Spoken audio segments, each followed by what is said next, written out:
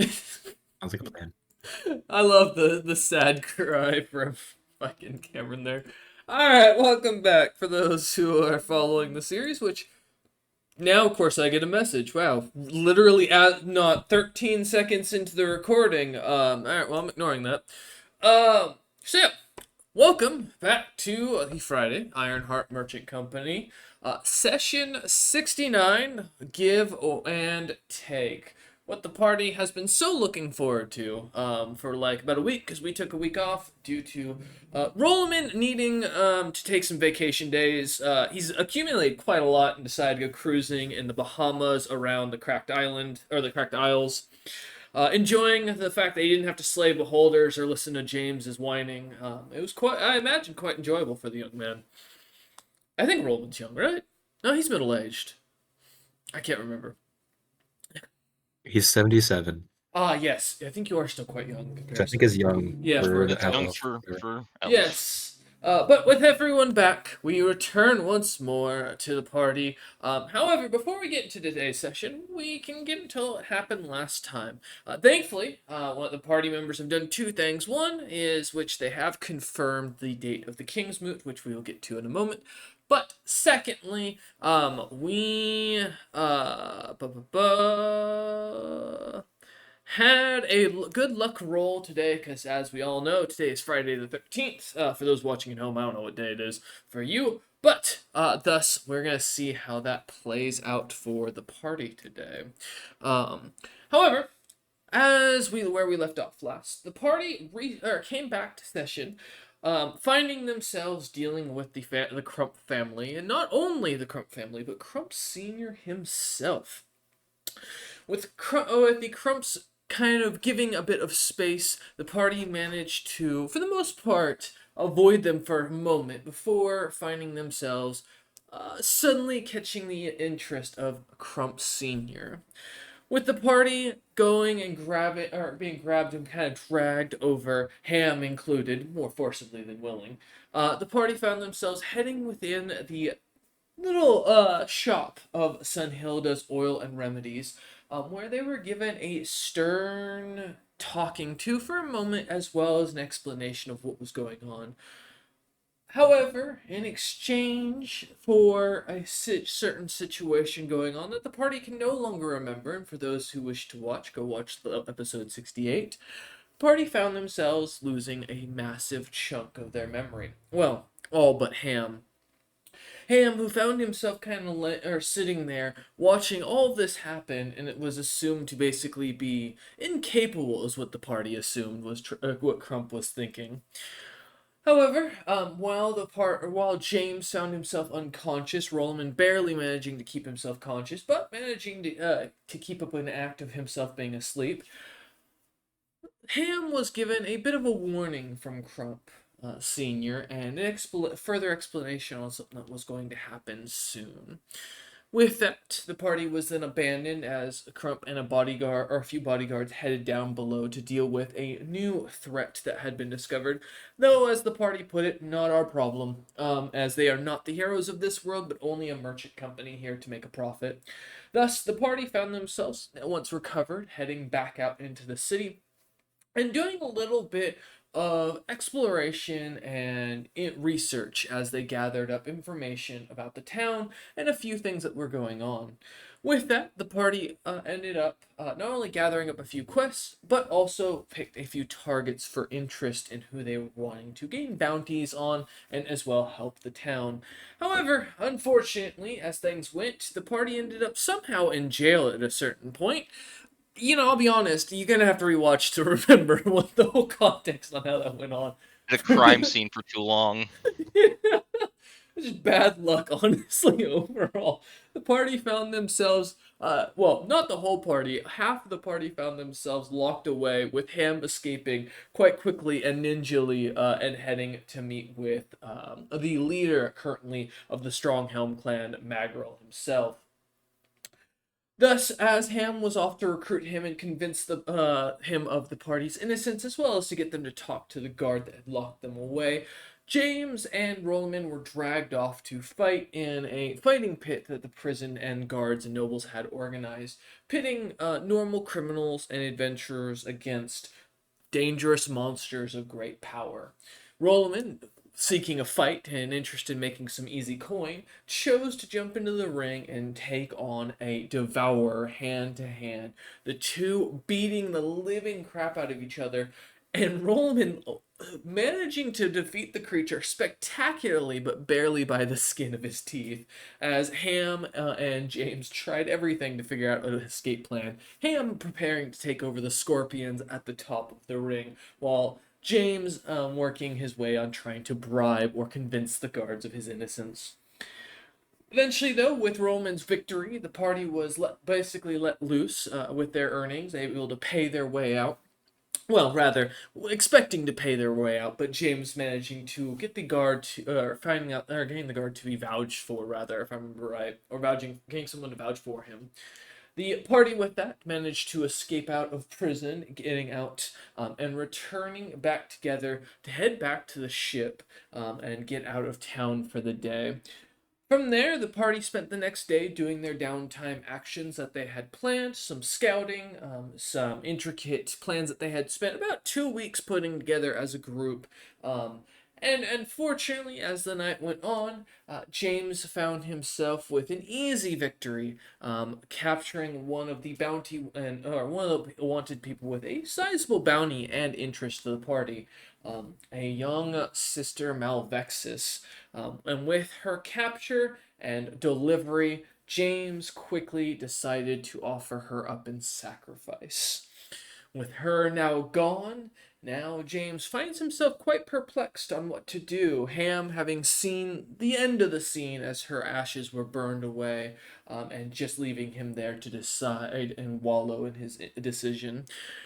How, though, will James deal with the House of Svant, who he had promised to deliver proof of the death of? How will he now claim the bounty for the individual? And what is to come of her little cult that the party was interested in dealing with? All is hopefully to be revealed in today's episode. In the year 65,007, the month of the White Wolf, which is September, and the first day of said month. Now, as I mentioned and promised, the noted for the King's Moot for those watching back at home, we have only 5 months left until the official first day of the gathering.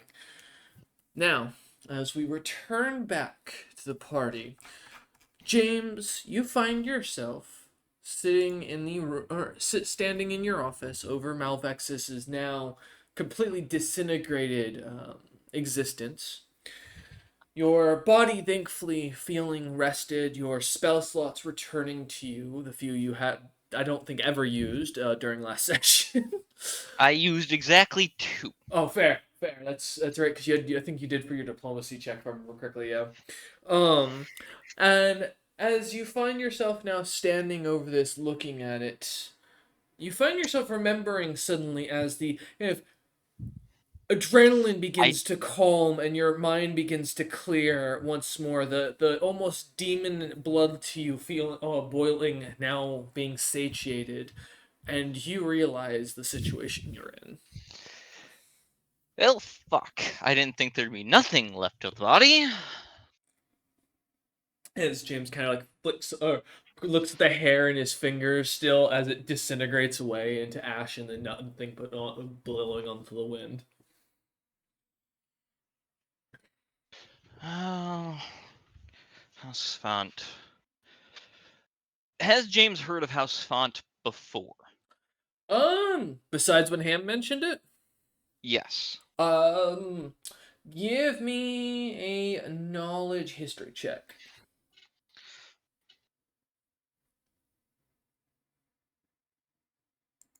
Check out. Oh, welcome back, Roman. Perfect timing.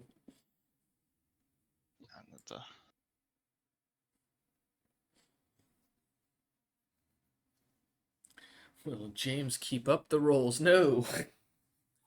No, I put all of my good luck into the very first roll of the day, so. So House Fant is legendary throughout history, and I give James's interest so much in mercantile history, he would know them as one of the grandest houses in apothecary and poisons. Historically, they were known once for having cured a plague after the Clouded Age within the draconic ranks that had nearly wiped out three whole clans and was threatening to spread further.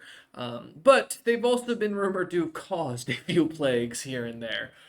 So there's a kind of 50-50 belief of they are well respected and looked upon as a mighty and powerful force that is as capable as a country without having any known lands, as no one's ever been able to find where their stronghold is. Of course, there are rumors, but none that you'd know off the top of your head.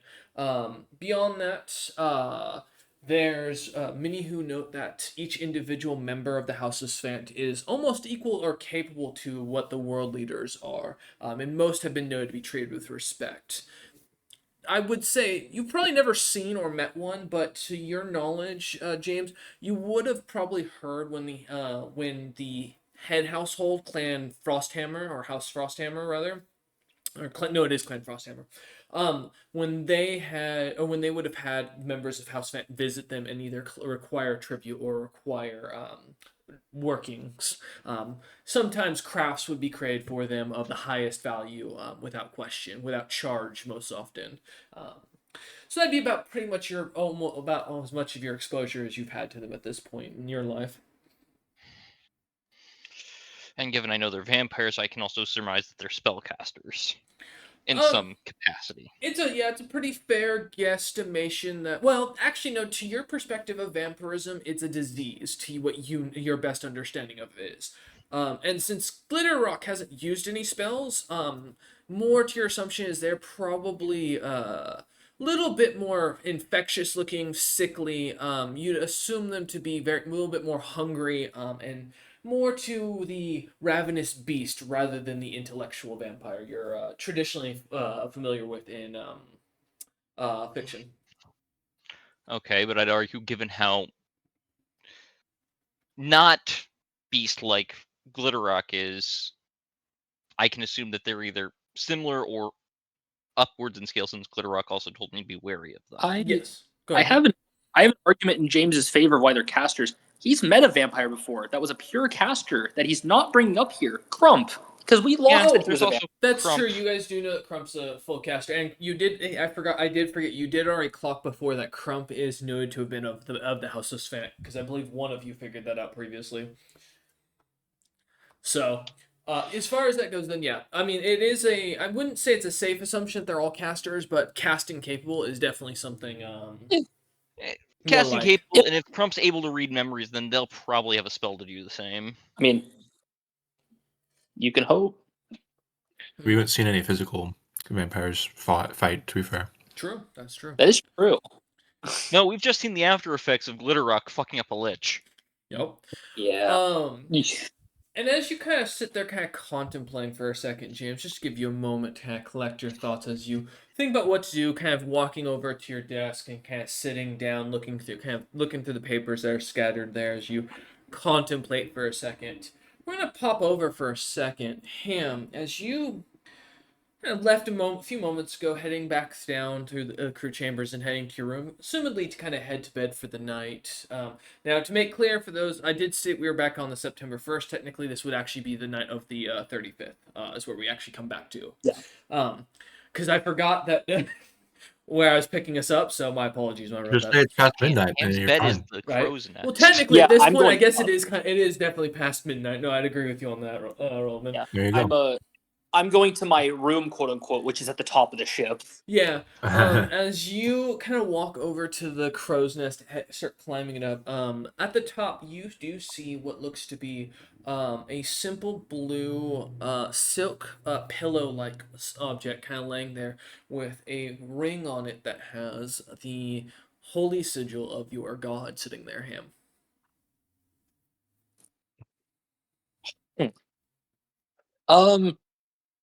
I guess first thing, I'm gonna check if it's real. Yeah. Check the symbol. Make sure it's not a forgery. Give me a knowledge religion real quick. think it's the only knowledge I'm good at. I'm so down. Mhm.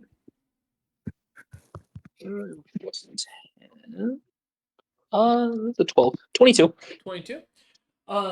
This is not only real. This is an artifact. You've seen designs of this in previous paintings of your family members that have held the same title as you, even though you no longer hold that title, that had worn this same ring, and you could actually do recognize as you kind of poke at it a little bit, flipping it around, and see inside the insignia or and the writing within that has always been shown. Okay.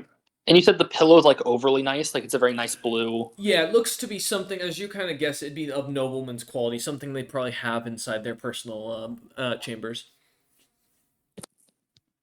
Ham's gonna do a quick thing of who is sneaking me a ring to my god and not asking for something in return. Another Based on what phone.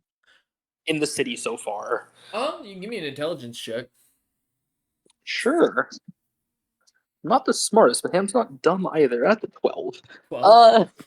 Um, it there's only a few people that could have access to something like this, Ham, but none of them come to mind as something that would be particular. Could be a member of a house's fam, but you've done nothing to earn that, so that doesn't make sense. Could be one of the noble houses trying to buy your loyalty, but there's no note as you look about, so that doesn't really sit to you. There's no paw prints or anything as you kind of check the sides of the crow's nest, no markings that show someone was nearby. And as far as you can tell, looking at the about the pillow, there's nothing special about it to mark it to somewhere specific. This could be really any traveling craftsman. It's no like masterwork piece, but it's a decent high quality piece. As you kind of I think, yeah, you're left without any thoughts. I think to Ham that only leaves one thing, and it depends on if Ham would know this. Does he know about the boon on the ring? Like not exactly what it does, but the general idea. Um, I would say he would know of it, that it is tied to his family specifically. Yeah. Okay. Then I think Ham's assumption is that he's the next fated wielder, which he sees as both really good and really bad. I will say, to your own knowledge, Ham, this was previously held by your one of your siblings. I believe your brother, which is specifically yes. My younger brother, the one that's actually named Ham. Yeah. Correct. Yeah. So this did belong to him, So, and to your understanding, that would mean either he's fallen or he's been killed. so I guess that leaves Ham. He'll like put the ring on while he thinks. He puts that in a perspective state of like that means he just died, which can't be right. As you look at Unless him, kind of like seeing if there's blood, thankfully finding none. Good. all right. So odds What are if he's there's travel alive time? somewhere, but not in a way I'm going to be happy about. I'm going to be What was that, Right. Roland? What if there's travel time? He could have died a long time ago. It just takes a while for the ring to appear. dog. It's been like 2 years, It's lag. Lots of It's only lag. been 2 years, man. and he died near where I knew he died. We were pretty close together. Hey, man.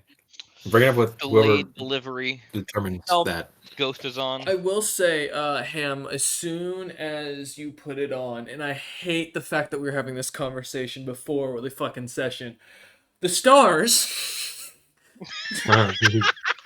do begin to glow slightly. What shape do they make? And you notice one in particular, heading far to the north, begins to glimmer almost a bright blue, similar to the blue around the Storm Duck himself. The what was it? The storm was it Storming Quake? Is that was the? I think so. I'm pretty sure. But yeah, you begin to see the bright blue star kind of glimmer, and seems to point you far to the north, from what you can tell. Yeah, the quaking storm. The quaking storm. That's We were it, very yes. close. I had it backwards. It's the dyslexia. It's taking over as I get older. Oh no.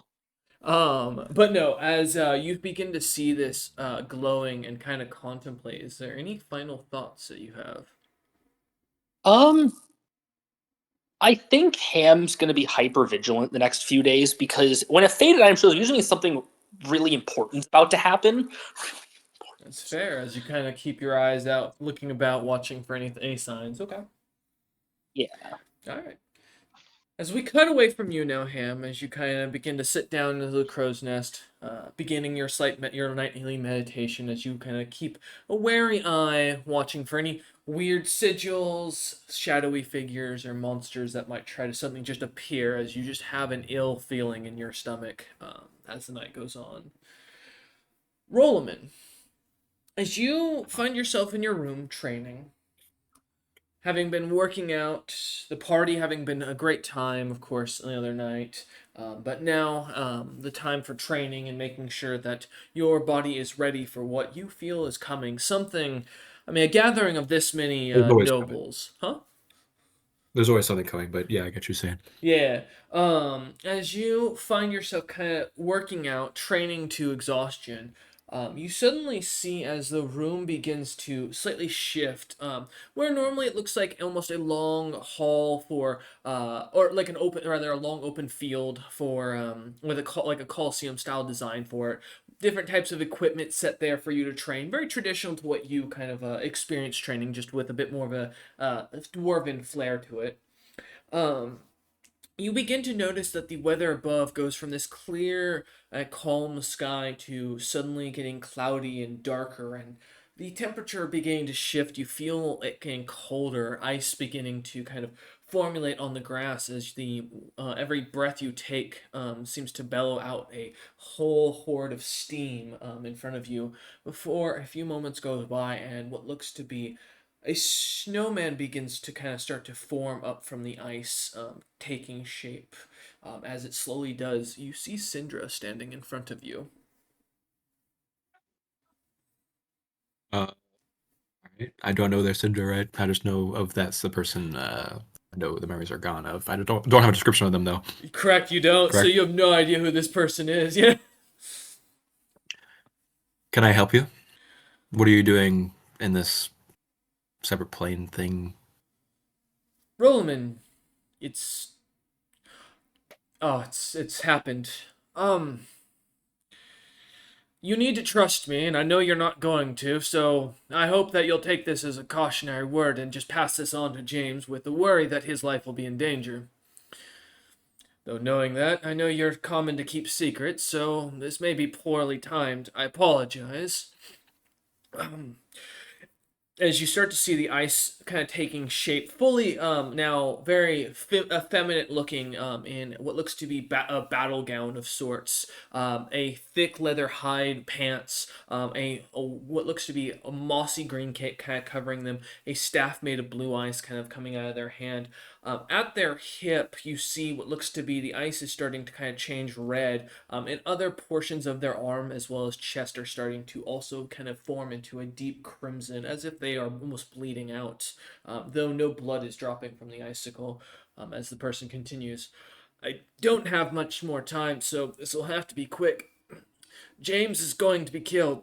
The Bright Bee's got something planned, and Pride is going to kill you. You need to stop that. Before it happens, they're looking for me. Oh, and the bronze. And it cuts as the ice melts and the storm seems to fell and disappear. Can I try to affect the plane to allow them to stay longer? As Yeah. I've been Go ahead and give messing me a with concentration. the training room in the Yeah. past, so. Give me a concentration check. Let's see if you can. Da-da-da-da.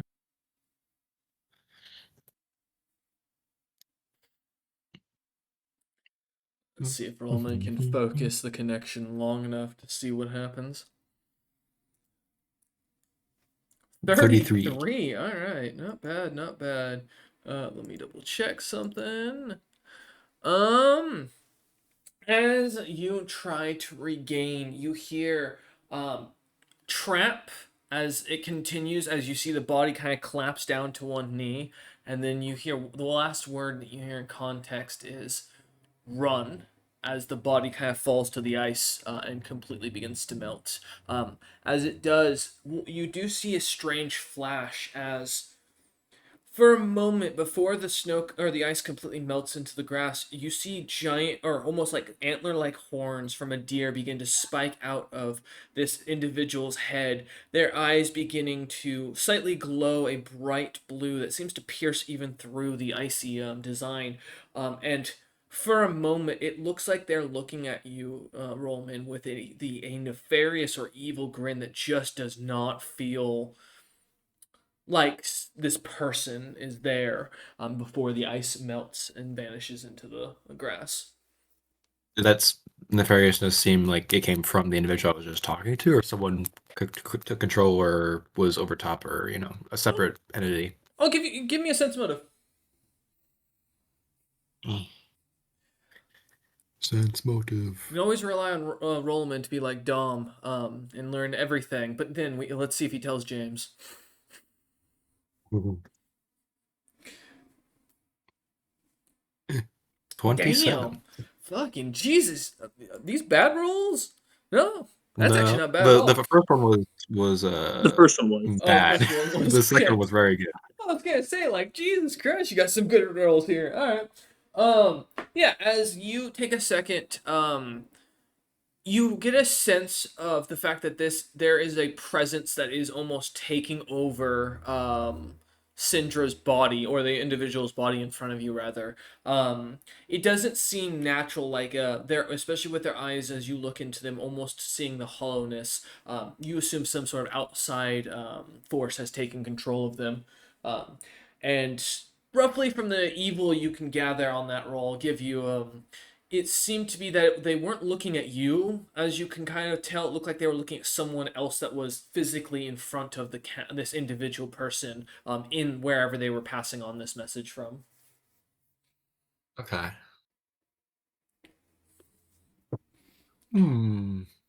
Interesting. Well, that was weird. Roman, I think, is smart enough to realize this is probably the person that is Syndra. That he's been kind of Considering getting they hinted expected me to at. know them. Mm-hmm. Okay. So maybe I don't know how it's all involved, but Roman will think on this. Okay. As Rollman kind of goes back to his training, kind of lightening up the weight as he begins to just kind of focus on reps and starts kind of thinking. All right. As we cut back to James sitting in his office, a slight sneeze kind of overtaking him as he feels like something is amiss on his ship, which at this point, that's just all every day. Either the catfish just ate somebody else, something broke in, something's trying to break in, As James kind of gets up, or goes to someone look got at the kidnapped. windows in the captain course front, like looking out in front of the bodyguard or in front of the rough blood that's kind of standing there. Sees Ham kind of meditating at the top, and no one's kind of on top. Nothing's on fire. No one seems to be screaming. Kind of goes back to his desk. I'm gonna have to call a staff meeting between Ham, Rollman, and myself tomorrow and explain myself. Otherwise, Ham might punch me, and I could get hit by him, and it's gonna hurt. As James says this to himself out loud, James, can you roll me just a d20?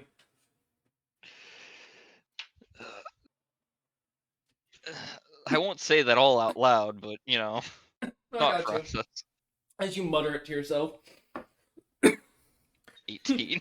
James, as you're kind of saying this thing, and you're muttering it to yourself, you suddenly hear the door creak open as a crack looks through, and look as he kind of bends halfway in and goes, "Boss, what'd you say? I don't think anybody's punching you tonight." I'm not worried about tonight, but thank you. Did you need something? No, not right now. All right. He Thanks for closes. checking in. He gives a nod, closing the door once more. Well, what James will do is, well, that actually would work at least somewhat for possibly the House of Thought. James will go and write down a report of exactly what happened with Sister Malvexos. Okay. Do you have calligraphy? Or yeah, do you have calligraphy by chance? No, I don't. Cool. Give me an intelligence check. Well, as far as while you're writing it, then. All right. I mean, James just gets the ideas down. It's crude, but it's and like a list more than anything of what the points he kind of remembers what just happened.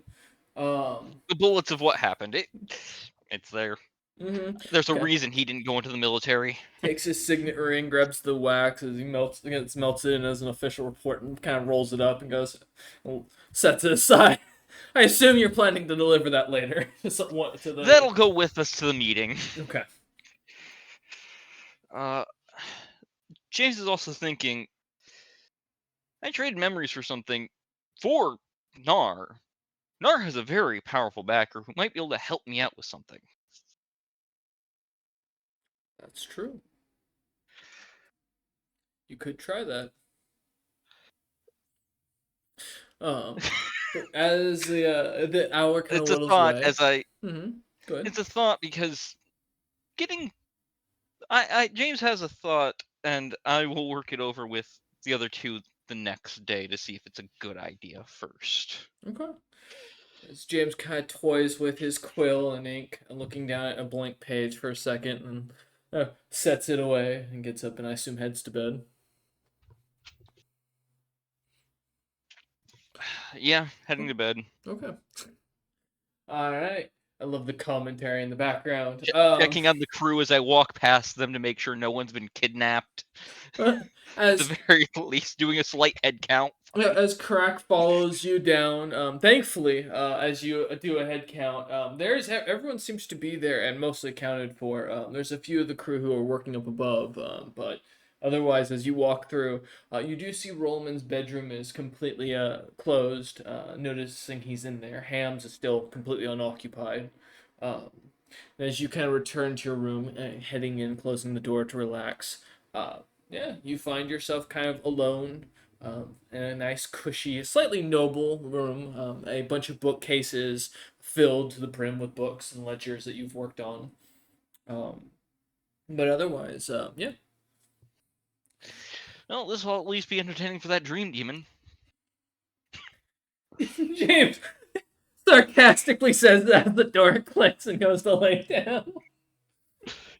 Alright, as you go to lay down, finding yourself I'm falling tripping every red asleep. flag I can right now. I may as well have them all cascade and hit each other. No. As the night goes on, yeah, you find yourself sleeping peacefully, surprisingly, for the next 8 hours. Having gone to bed around 1 a.m. in the morning, the crew, or you find yourself awoken as the door is slammed upon to awaken you as you see the large catfish catechist himself looking in at you as he brings the wafting smell of what smells like something poultry based and with a lot of bacon grease. As the door opens and the smell wafts in, kind of starting you awake. As James gets up, he would have switched out of his armor into most likely merchant clothes to then change into bedwear, changes back in merchant clothes, switches into armor, and goes out. Life is good. As James plays his Sailor Moon Supergirl transformation music. Look, we save a lot of money on animation. It's We reusable. do, and that is actually like 90% of the reason if this series ever gets animated that it will be. As James, I assume you're heading over to wake up or awaken Rollman's door or knock on Rollman's door as you head out. I'll actually use the function that was added to the rooms thanks to Uga Chunga to say, Rollman, you awake, and try to call his room since those were added. Oh, the horns. Yep. Yeah. Yeah, Rollman. Have you ever been startled awake by someone yelling right in your ear before? No. Congratulations. Give me It's a horrifying give me a experience. fortitude check. Let's see if this wakes you up. It maybe. Who knows? Is a high check mean I'm not going to wake up? A high check will be your choice to wake up. A low check will mean you're waking up Okay. regardless. Well, 23. would you like to stay asleep? No, there's things that need to be done today. So you kind of find yourself waking up from the sounds of James's serenade into your ear, looking over at the horn that's been placed right next to your ear. Um, Uh, I don't is get there what a here. like? Can I answer back, or is that yeah, like from what you it's a know, one way you street? can. Oh, I'll be down in a minute. As you hear James the James, shout back. I will note these are going all across the entire ship. They're not just going to the one room. well, no, we were told that we could call each the rooms one Yeah, way. you can. Doesn't mean that these aren't horns that are still going across the ship. People Well, then can it's hear it. time to leave. That's good. He's up, and I don't have to go knocking on his door. All right. Convenience has been made. So you head up towards the captain's quarters. Heading up there, already seeing Ham looking about the crow's nest as he watches the horizon. As I'll I'm getting holler up up to and him. getting Okay, go ahead, dressed, Roland. for Roman's benefit, and I'm asking mostly you here, James. Do I have access to the records myself, or do I have to go through you to get that records, like past missions and whatever's? You would have access. Okay, I can't cool. promise they haven't been tampered with, given how lax our fucking security Sure. currently is. But I'm gonna work on that here in a Half of minute. them I'm just about to say make the world's James is Good greatest work, filing stinky. cabinet. supposedly. I'm gonna make the world's most Yeah. powerful filing cabinet with arcane lock, so it can't be fucking broken. Never thought a party would need one. Also, just for organization, so it just auto looks everything up for you. You just say a name and it finds Mm. everything for you. Yep, I'm Yeah. about to go make it. It's gonna be the worst item ever. It's gonna Its be a own weapon though. cloud. I will be able to pick it up and club someone with it. Go ahead, Make roll on me the though. internet. But that's where Roman's gonna go. Okay. Is he's gonna go look up what records there are of Syndra on the ship. Okay. So you'll be heading up to the captain's quarters as well. All right. Yeah, I'm gonna see what the last mission was and see if that will help Okay. determine this whole situation. Yeah, as James shouts up for Ham to come down, I assume Ham, you're gonna follow James and Rollman into the captain's quarters as you see them. I mean, yeah. Okay. As the three of you kind of find yourselves walking into the captain's quarters, Catechus comes up a few moments as you're closing the door with what you realize is some sort of bird creature, not really polite to ask. It's not a pigeon, thankfully, as it's a little bit too plump. A little bit larger than what you'd guess a chicken to be, but a little bit smaller than a turkey. As It's a you're, duck.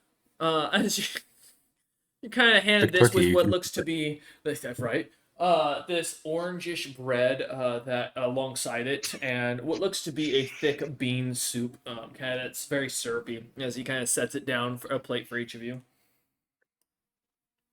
Thank you, Um, Catechus. gives a nod as he kind of steps out, and you see Karak kind of stick his head in again, still standing guard at the door as he always, and goes, "I wouldn't eat the beans, the sticky beans, sir. Is there a problem with them? They've got bone marrow of one of the dead crew member in it." Slow What dead crew member? bleach. He was dead for a while. He's been preserved in the room, sir. Who died?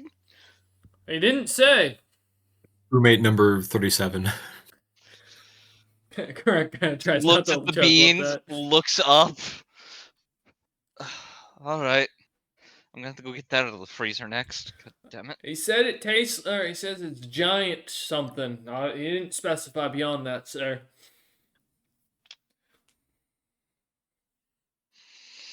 I'm going to have to make sure I stock up on food soon. New rule Otherwise, out of I'm the kitchen. feeling I'm Don't going cook to get cooked. roommates. That's also going to become a rule. Ham, after we talk, could you go let him know not to cook crew members? Kind of look at James, who's above me in hierarchy, when I'm not technically part of the company, and I look over at where this guy is, and I'm like, sure.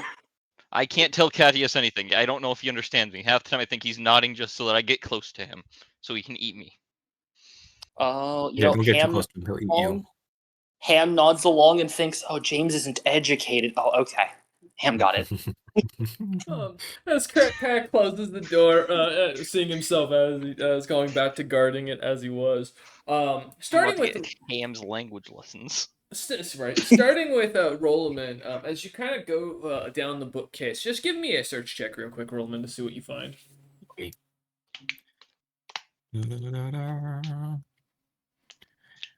Search. What's my search? That's what it is.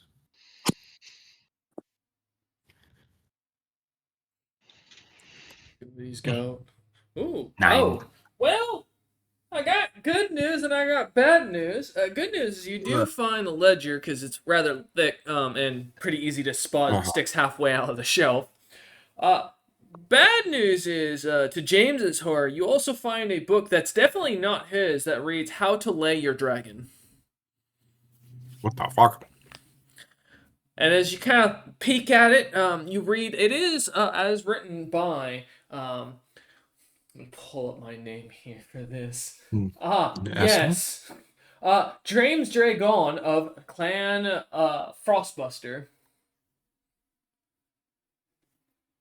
You wrote this book, James? I have not authored any books. James gets up to go look at it. As you kind of pull it off the shelf and look through it, James. Firstly, it's written in Old Dwarvish that you recognize, so this definitely isn't your handwriting. Secondly, this is Grandpappy's handwriting.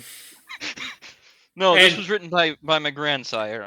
As you look Why do you have further, it? it's like the Karma Sutra for, as you realize, for Dragonkin and dragons alike. I close the book.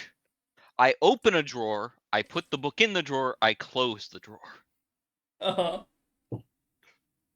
As Roman just kind of watches you do this, question unanswered. We ignore that book's existence until I can find someone who wants it. Sounds good. No, that's all I needed you for. Um, what was that? Wait, what? Roman? What'd you say? I was just saying that's all I needed James for. I was Okay. I was confused with. I go back to my breakfast. Ham, yeah, go ahead and roll sleight of Avoiding the hand. beast. Roll. Where's Ham? What the hell? Ham's if you in want the it, just say captain's so. quarters. He's Just hanging out. speak. God damn. That's Uh-huh. that's a nat 20 for a 25. As James sets it down and looks over to Rollman to answer, you manage to swipe it out without either of them noticing. As Rollman's kind of looking or opening the big ledger and trying to set it down on the desk. I'll put that in my bag for later. As I'm the Mhm. Immortal pain. You have no Dying idea. would not save me here. As you sit down, kind of picking at the chicken, James watching as Rollman kind of starts flipping through the pages. Rollman, you do see an accounting of every single member of the crew. However, as you get to a certain point, you do notice someone has been erased. There is a name on every single page, including every payout and quest. There is a number listed, but the name seems to be rubbed out completely. Well, that's not the deal. The deal is the memories, not fucking Correct. paper. You are right on that. Well, yeah, he doesn't need to make a deal to break in and erase things. It could also not just be him, as you've had other people in here like multiple times. That's true. Like I warned, the veracity Okay, of what are the book contents records of has like? Go ahead. Were these names were erased? Is there details of what we were doing? Yes, you do see the notes of the quests, and I'd say James is a pretty capable merchant at this point. At the very least, repetition would have gotten him enough to take a 10 on it. What's your profession merchant bonus, James? That is a 6. Last Okay. I checked.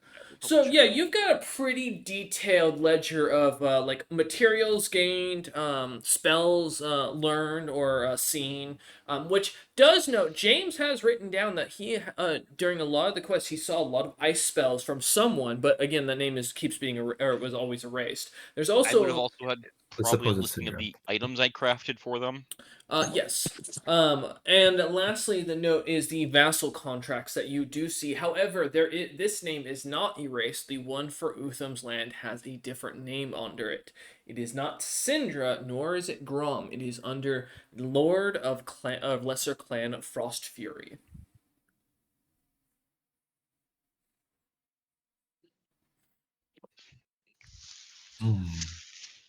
This is when they were Cinder, out of game. Mm-hmm. Yeah, but Okay. Cinder Well, wouldn't have been shit. able to take up property without an official writing of his actual information, which is ironic because he was also nuts at that time, for reference. Just a little. Yeah, He's so been insane the entire time Okay. he's been on the ship. He was on the ship. Yes. What was the last erased point on the ledger the last one of that matters? note would be the last one James was able to record before everything went hectic would have been the fall of Last Spire, which was his home city, which would be the note of someone casting a massive frost blizzard like spell, and then the depiction of a really bad drawing, but it gets the point across with stick figures of exactly what you lot saw from what the Pride Demon was doing. As James, not very creative, does his best to keep at least somewhat I'm not unknowledge. artistic, god damn it. As he makes notes of like very specific points to kind of like watch for in ruins or when you guys are traveling, as like some things about the spells that caught his attention, as you notice, like example with the Pride Demons being 7 specific people being sacrificed. Mm.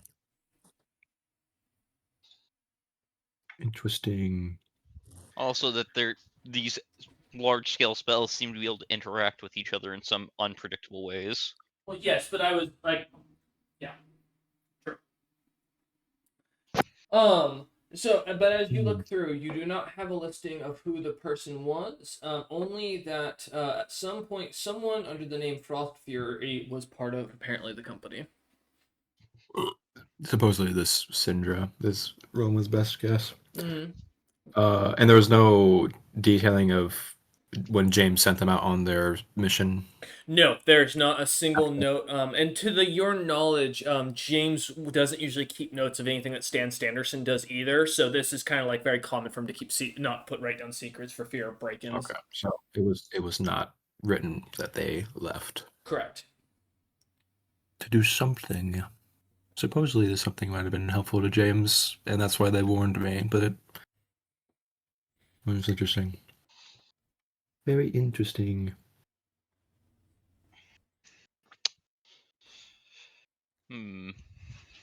Maybe you should see if there's anything James can remember. Well, there was a reason that Crump wanted to do the thing he did, and I saw through it. So there's the unknowns of both sides. Really, is what Roman's going through right now. Is that he can't trust Crump, but he can't trust this other person either. So he doesn't know Well, if he could trust one of them or the other, or if they're both bad or good. James would know if he sent someone off if you wish to discuss. You can, No, you can trust necessarily. him. You wouldn't. I wouldn't know That's who also I true. sent I off. can I'd trust still him. know I sent someone off to do the You thing. can trust I him. will note actually too something that Rollman, and I don't know if this would kind of convince Rollman of anything, but to note when Syndra's log of disappearance, the person who is erased is vanishes from the books, is right before Ham is noted to have been joined, literally the same day as note. It says it does show that someone left, again no name listed, and that Ham signed on officially. So I don't know if that helps or convinces you to look at Ham as a threat, but I figured that would be something that Rollman would note because James would keep a very Look, strict my catalog little of employees. my little tails wagging. They're distracted. I'm like halfway reaching for James's plate. Yeah. James's food is already half gone and he's full. It sees him reaching for it. Don't eat the beans. Ham was there for that talk. What are you talking about? Ham's beans are gone. Ham Oh, don't care. oh God. There's concern care. on James's face. As Ham kind of takes the plate and starts digging in, Rollman, as you kind of look over this one more time, is there anything else you're curious about, like pay wise or anything specific that you're looking for? No. Oh, how much? I'm not getting paid. So is mine. You are. You do have official pay in there. Well, I will okay. note I don't really care, your but- pay log is noted to be held by James currently, and there is a large sum that was deducted, as you note, for the accounts for when there was a payment set out, and that still shopping. There's your shopping list. There's also when you had to Child pay support. child support. Oh yeah, that too. And there's been also, as you notice, this thing called life insurance that he keeps taking about half of your What the paycheck out of and setting aside. Seemed to have noted that it would start right after you had you supposedly had a kid. Damn. Lump sum to give to the child should you die. All right, I close the ledger. I will Okay. discuss with Ham when I get him alone. Okay. As Ham Um, continues devouring his food. Quick moment, both you. Melvixa is dead. When did that happen? Last night. Oh, is that when I walked in and saw you with a pile of ashes? Yes. Well, I got a why'd little you do that? poor judgment. Oh, damn. As James I would kind of have like stopped. poised with the dagger on the desk right as he looks at it. I would have, but She when I entered, turned to ash. I didn't expect that, and then the ash burned away. What'd you say, Ham? I would have stopped the boss, but it was kind of already done when I showed up. I'm sorry I've made aware, but well, what's your plan, James? Now that you don't have proof that this person that we said we were going to take a quest for is dead now. Well, not quest 4, quest to kill. That's what I meant. two quests to kill, technically. Yeah, there was an Uh, official one, and to what As Ham did. Yeah, Ham points to the piece of paper on the desk, piece kind of of paper. shoved in the scattered other quests that he had picked up. as James takes the report, sets it on the desk, sets it on the table. I wrote a report afterwards, and well, she does have a lookalike out there. Yeah, but we have a meeting today Yeah, there is that. about what we're gonna do about her. Well, we can report she's already dead and inform them of the lookalike, and then they'll probably tell us to go get the lookalike.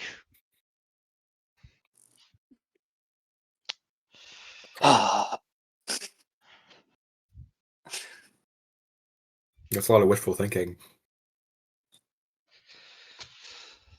Uh, Do I you have any spells or something that can confirm that you killed this person? There's plenty of spells that allow people to go through memories, and we're dealing with House's Font. Same house Yeah, but Trump is high from. ranking people don't trust those because modifying memory is not hard. True.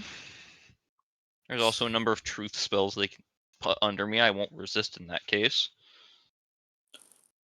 Uh, I mean, if they divine on someone who's dead, the divination shouldn't go anywhere. That's true. Maybe I don't know. I don't know Well, divination magic. from It's my understanding, her entire soul is gone. So yeah, it should go fizzle. The spell should unless not work entirely. unless this other person is also Malvexa in a sense. True. Okay, so what's your plan on the meeting? What's Inform the them that I killed a Melvexa. Let them test it with divination, truth, whatever. And then move forward. Ham, you said something yesterday about Magrill wanting to see me to complain. Yeah, something about me being a bad employee because when I led him to where you guys were gone. so Slowly we were in looked a fight, at right? Rollamin. What are you looking at me for? And then he called me a liar and left. No. I told you I'd blame you for the ramifications. I don't think this Magrill guy likes you much.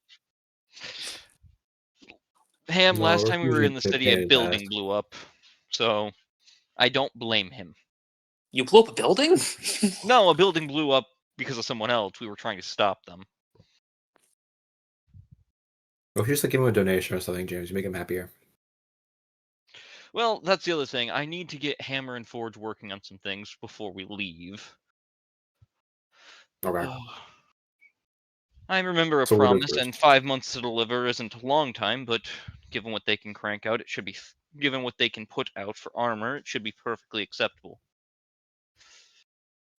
James remembers the poor wording when he asked them to crank out armor, and it came out very Oh God. unfortunate. That armor was sold to a brothel, and we never talked about it again. There's some canon lore for later. Flash over to the famous bloodline of Golem rods. Well, You're wondering where their golems came from. Those garage Exactly. pieces were from my forge, damn it. Oh, God damn. Ah, yeah. So as you kind of mentioned this, James, and as you guys are kind of talking, the sun is up at this point. It is around 9ish in the morning for reference. You do hear Karak slightly knocking on the door with a little bit more urgency rather than just poking his head in, which, as you catch, James, signifies someone on your ship that is not of crew. I I look will I'll at the get get the alarm. door. I'll get- Oh, You look at the alarm, you see it's going off. I go, fuck. Okay. As Ham goes to get the door and runs over towards it. Ham, as you go to I open the get ready door, to go to combat. Roland, hand on his sword, ready, looking at their I thing. have a What? hand on Rollum inside, ready to enlarge him. When you like, All right. As Ham opens the door, Crack kind of looks down and goes, "Ah, what do I call you?" As he looks at Ham, Ham. nods and goes, "All right, food. There's a woman by the name right. of what?" He turns and you see Dulka standing there. Ham, the vampire chick from the other day, the very muscular woman. Um, and she looks at him and she goes, "Dulka," and he goes, "Ah, yes, Duca is here." And you can Ham goes feel the from rage. Oh, Ham goes from peppy to serious and gives a slight bow and says, "I thought we were going to be meeting you at the establishment." Um, Doka looks at you and kind of looks at Crack, and Crack kind of steps aside as his eyes kind of start to glimmer a bright red. For a moment, she kind of walks up to the doorway to you, and and goes, "We are. Allow me in, and I'll show you exactly their way." Very well. As I start walking towards James, our escort is here for the meeting I told you about. Oh, it's quite early. All right. Doka gives a bow, and she goes, I believe it's Lord in common, James of the Ironheart clan or house, depending on the politics. May I enter your quarters?" As she gives a slight bow, and you see this slightly like thinner, but not by much, and slightly shorter, almost Goliath-like woman. That, as you look at her, her skin's quite dark. As it doesn't take much for you to recognize James quite quickly, is definitely a smith of some sort. Her arms and her back, and the way she holds herself immediately tell you she has held a hammer and worked a forge. And getting an overall look at her, she's not carrying any weapons, but her equipment seems to, while be slightly mix of leather and a what bits of metal, seems to be at first very common looking, but as you realize quite quickly, that is the masterwork of it. This armor is probably on equal level to your own that she's wearing. As you get a good look at her up and down, her eyes a crimson red as they kind of glimmer looking at you. You're more than welcome. I'll just ask that you release any charm on my crew. Kind of looks up at Karak and blinks once, and you see Karak's eyes kind of, or rather, eye kind of blinks a bunch as he kind of falls backwards and completely ends up on his butt unconscious. Kind of looks back at I you and goes, apologize for any "Hmm?" harsh feelings he may have caused. She shrugs and goes, "Wasn't harsh, just easier to move someone that large and then ask." As she steps in and closes the door behind her and goes, "I do apologize, young Bedapod Rolliman. I do not mean to scare you." As she puts her hands up slightly, kind of in a mocking format, and goes, "If you're going to draw your weapon, I'm more than happy to engage you, but I think that we might kill your employer if I do that." Yeah, I am Oh, then always I think we should cautious. be fine. She nods and gives a slight bow to Rolliman and kind of goes, "Now, my mother would like to see all three of you. Mostly Lord James here, and has asked me to treat you politely, so I've decided to pick you up at your home so that way you don't have to worry about leaving in the slums." Now she turns and goes to open your door. You see, as instead of the outside of the ship, you see what looks to be the same beautiful, glimmering, high-class nobles tavern that Ham had entered in last session. Black and white marble floors with beautiful red silk carpets. gorgeous infernal silk spider benches and chairs, chair wood and furniture made from great wood that seems to glimmer with almost a cherry like colored stain, a massive bar that glimmers from multiple light spells kind of illuminating it, where a very tall and almost what you'd guess to be a half giant individual and stands in a tuxedo and butler's attire, kind of wiping down a glass as he seems to stand as a bartender. Dolka kind of guides or holds her hand out to gesture for you three to enter before her and goes, "Don't worry, none of your crew can accidentally walk in here, and no one's going. You can't accidentally walk out somewhere else. Once you walk in, that's where they'll take you out." I appreciate the thoughtfulness. As James will walk forward, I guess. As you kind of sit down, looking at the plate of food as well, James, hoping you don't have to eat more as you walk in. I did well. Only needs half as much food as a normal person. Exactly. That's what I'm saying. Hoping you don't have to eat more after already having just had a meal. Yeah. As you walk up and head in, I assume Rollman and Ham following after. Yeah. Yes. I'll make sure the crew knows that we're gone now, Okay. because they're not going to see us physically leave. So you shout into the horn, saying that you three will be right back. You hear Uga Chunga give a confirmation back as you head off. As the three of you head into the tavern, the door seems to shut behind you as Dolka follows in. Playfully, as she kind of seems to almost do a 180 in her personality, as she starts smiling, her face kind of lighting up as it does, her eyes going from red to a golden sheen as the door closes. And as you walk, or she kind of dances past the three of you and starts to kind of walk with a bit more of a model kind of design or step to it. Strut. Strut, there's the word I'm looking for. She guides you not to the booths, Ham, that you had set up previously, but towards the left and towards the bar, where a set of stairs leads up into what looks to be a beautifully ordained orichalcum and golden, almost gaudy like nobles' quarters, a VIP lounge, if you will.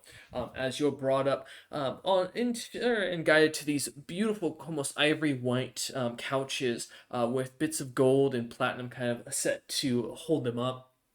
As you feel them, they are soft as silk and almost cooling and relaxing to the touch as you feel your stress melt away immediately, James. What looks to be a tea set with a beautiful kind of pink flower set kind of set out on a glass table in front of you. And as you're guided to sit down with your backs to the stairs behind you, Doka kind of looks at you and smiles as she begins to pour a blackened tea for each of you and sets it in front of you. She does not take a seat across from you. Instead, stands to the left of the couch. Thank When you, we were lady. going up the stairs, was there Yes. other people present in this establishment? Other than the bartender, you did not see anybody immediately, but give me a spot check. Okay. Spot. My spot's not great. Nope, I imagine It's not. not my specialty. Let's see what you got. 10. 10. As you look back, it's a pretty open area. Like there's not many nooks to hide behind. So unless there's like a kitchen somewhere that you can't see, which you didn't see a door going anywhere, other than the one that you entered through, there's not really anyone other than the three of you, Dolka and the bartender. Could be some invisible peoples. Could be. Him, were you wanting to ask something? No. Okay, just No. making sure. Perfect. No, Ham's here to watch James flounder. Ain't that the truth?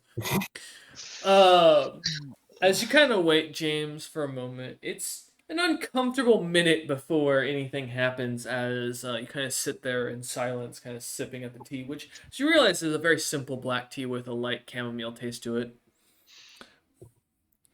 Uh, God damn it, yeah. As though you sit there, after about 3 or so more minutes pass of just complete silence, except for the occasional bartender sending down one of the glasses as it tinks down below.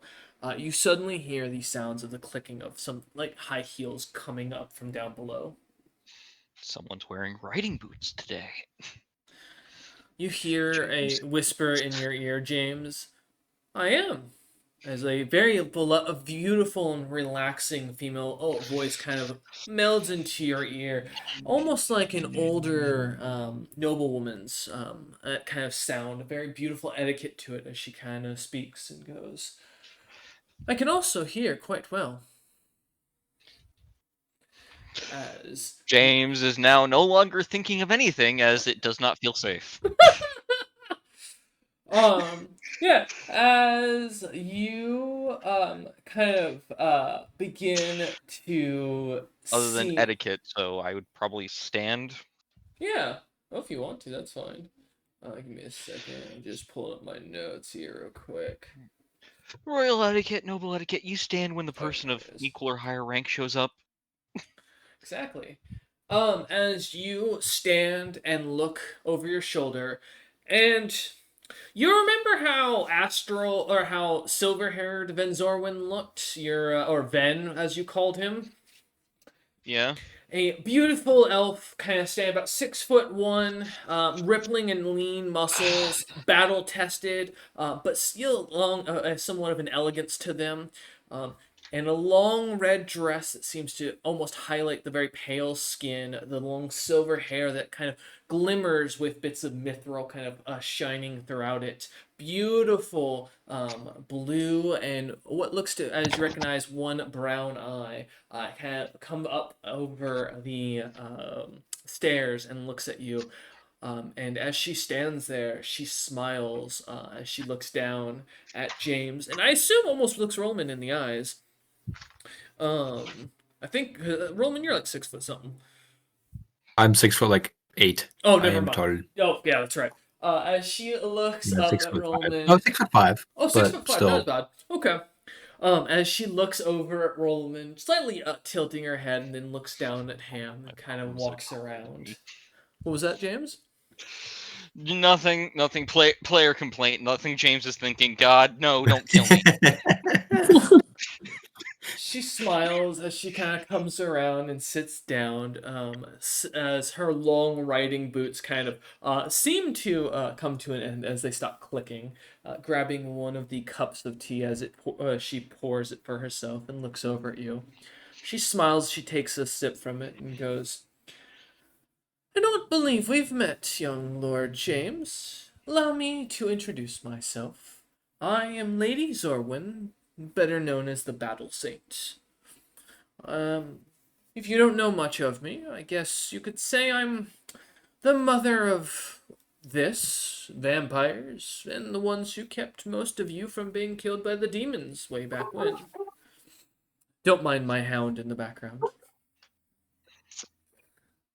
She smiles and goes, "But I am curious. From what I can tell of your mind and your memories, you don't seem to have Sister Meraxius in your possession.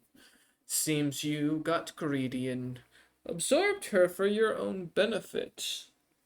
Please do tell me how you plan to convince me not to now go back on our deal then." The original want was for her dead. No.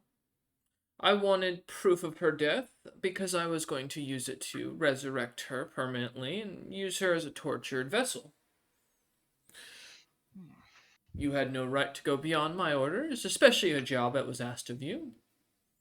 And the bounty also claimed only dead with proof. I figured. Maybe I made my assumption wrong, and you can correct me if I am, but she kind of sets the tea down and kind of begins to look at her nails and goes, "My understanding is you would have probably gone to collect the bounty with the head first. Understandably, they would have asked to keep it. You would have told them you couldn't, which would have let you keep it. They would have been fine. After a quick verification, you would have brought it here, and then we would have been dealt with. But instead, you let that filthy bloodline of yours get the better of you.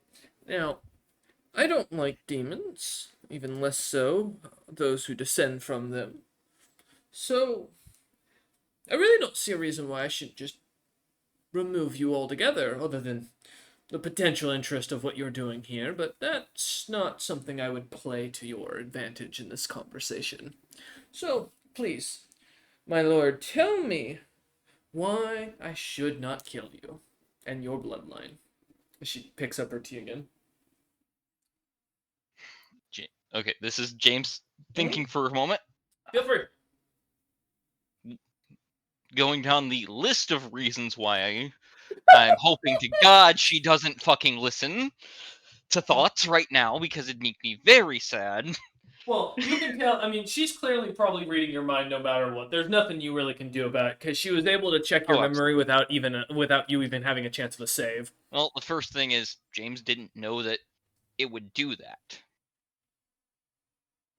That is an honest truth. Oh. There is also the fact that her cult is still technically around, and there is a second sister Melvexa, at least a look-alike, who had similar So far, prowess your apparent. thoughts aren't helping you much here. I feel like.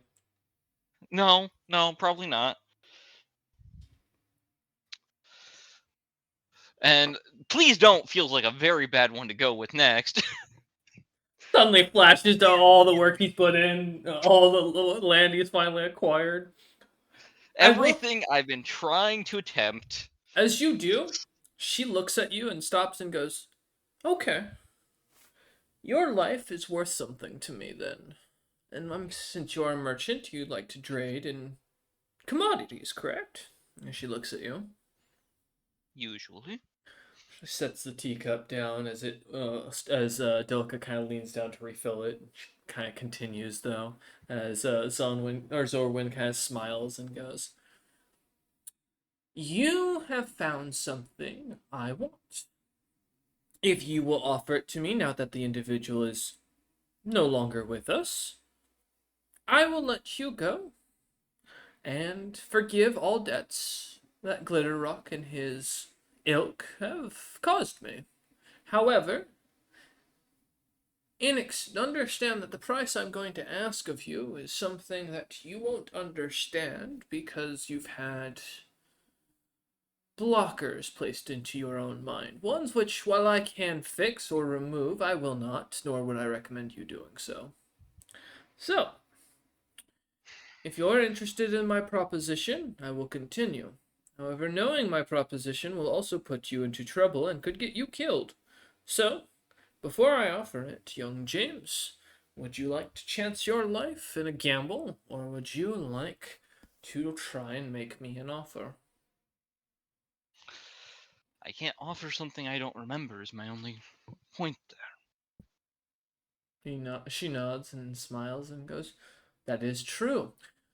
But the land you own in Utham's territory, Regan Utham's, that's signed to you and your and family, I would like you to sign over to me. And in exchange, I will guarantee you £5 a year of ice mind. The rest will be of mine to do with as I please." Do I remember the person that who the visage that and what they said about wanting blue ice? You remember that you had someone, but it's kind of fuzzy who it was. When you think about it, one of your crew members had gained the land and wanted it to be or to use it to mine to build up a settlement, and become a powerful druid. However, beyond that, there's not much that comes to mind. The only well, I don't remember the individual, but I know they wish to become a powerful druid. The only secession I would ask is allow them there to do their druidic arts if possible. I'll allow them to practice them so long as they don't interfere with my plans. I see no issues.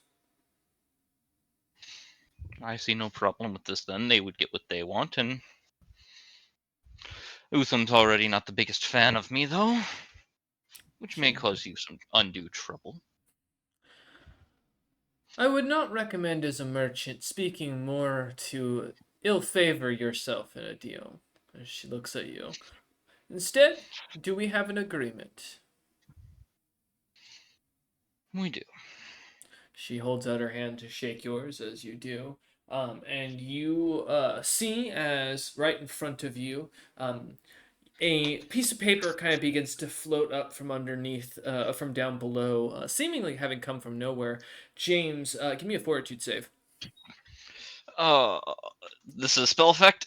Yes. That's great. That's great. I might need that bonus. I'm gonna need that bonus. Oh, 29. hey, good news. You only take 1 point of damage. You were only one off the DC. Wow. Um, yeah, you take 1 point of basically Oh wait, sorry. That would be I typed my regular one. That's +2. That'd be I'm on 31. Forgot that. Is it? Yes, my fortitude saves 11. I forgot to add the +2 from spells. You're gonna cast in front of this woman? Nope, it's a racial ability +2. Oh. Dwarven resistance. Oh, that's yeah. right. Okay, that makes more sense. Gotcha. Yeah. Then you do not take damage. However, you feel as you reach out and shake her hand, the paper floats up, and you feel as your blood begins to pull from your pores, leaking through your armor and filling out the contract as your signature appears, and you feel as your hand where your sigil ring is pulled to it and forced to push as a burn onto the paper is made from it. She smiles as the paper rolls up in the air and floats over to her as your hand is seemingly let go of. And she goes, "It was good doing business with you, Lord James. I hope you succeed in what you're trying to achieve." I thank you for your well wishes, Lady Zorwin.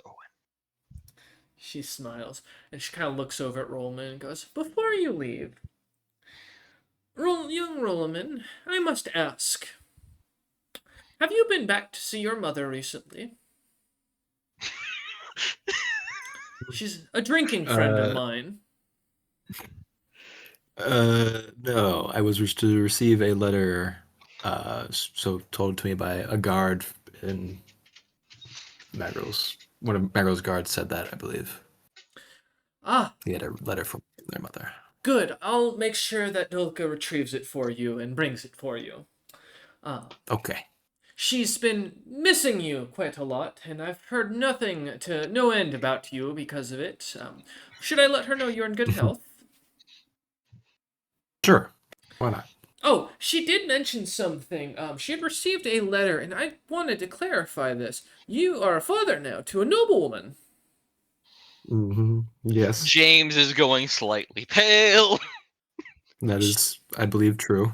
Oh, she'll be so happy to hear it's true. Oh, perfect.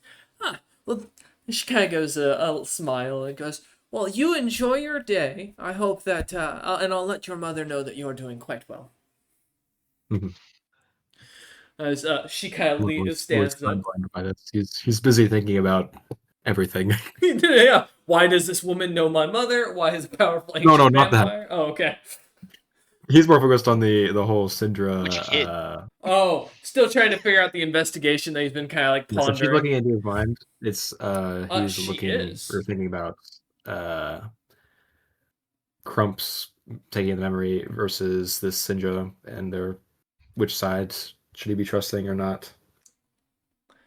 She kind of looks at you as you kind of get to start to walk and follow Dulka down. As you get about halfway down the stairs, you hear suddenly her call out, and she goes, "If you really wish to know, I give my advice is to go back to the fountain where you fought those salamanders. It's the only way you'll learn."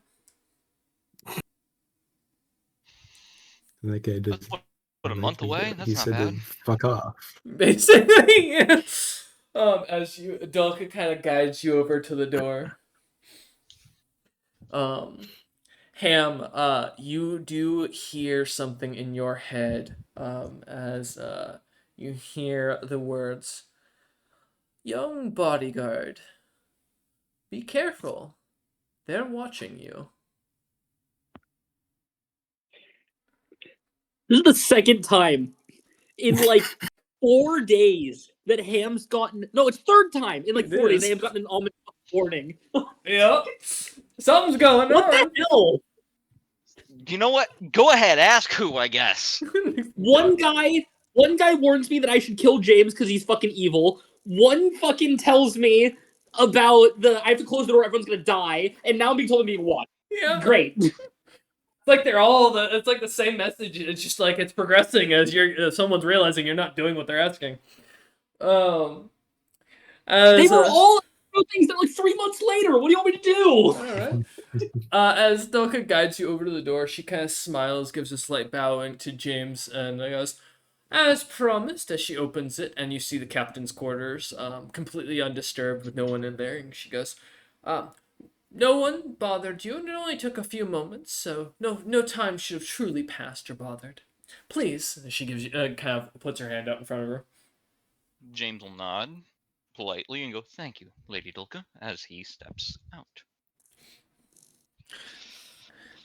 As the three of you head into the captain's quarters, the door closes, and once again, you can see Karak kind of looking at the door. His face is like pushed up against the glass as he's like staring in. And as he finally notices you, he immediately grabs the door and opens it and goes, "Captain, what happened? Had the weirdest dream." Was the dream about a woman doing something to you? A muscly woman, the she hell? seduced me, and then I saw my grandma. I saw a grandmother there, and we cooked together, and she approved of her, and I was married, and my life flashed. 50 years of my life went in front of my eyes, and I woke up. Are you any wiser? Kind of looks at you as drool kind of going down one part of his lip and goes, I can hope. Okay. Okay, he's not smarter, but he could still be wiser. Yeah. yes. He has 50 years of experience Never- that he didn't have before. Let's go. When you have a beautiful person next to you, do not stick your dick in crazy." Incredible You're wisdom. technically correct. Thank you. We're okay. I'm glad you're all right.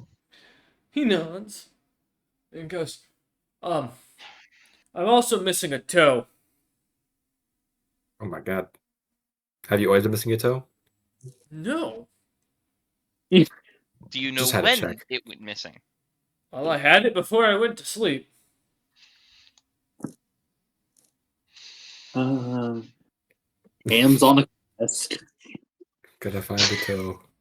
We'll have to find the toe thief. Uh, let me see. I'll check the Oh. toe wound. You know what? I have a thing for this. I just got scent tracking as a feat. Oh my no. god, you You're can a smell him. thief? You smell this I man's sniff feet? him off to find the toe. That's gotta be a strong smell, please. I got this. As he kind of walks into, or kind of leans down the captain's corner, puts his foot out on the table in front of you, and like shows it is clean cut from what you can see. Like, it doesn't take an investigation to recognize a clean blade chop. Well, it's clean cut. I will grab some bandage material, I guess, and Yeah, at give me a least heal make check. sure it doesn't bleed. Taking my time, I'll just take 10 for an 18. Okay. As you start working on it, Ham, I need you to give me a survival check and then a fortitude save. I knew it. I knew it. I will There was say no way it wasn't That's going to be a fortitude strange. save, buddy. there are things growing between his toes, so I figured, but I have a job to do.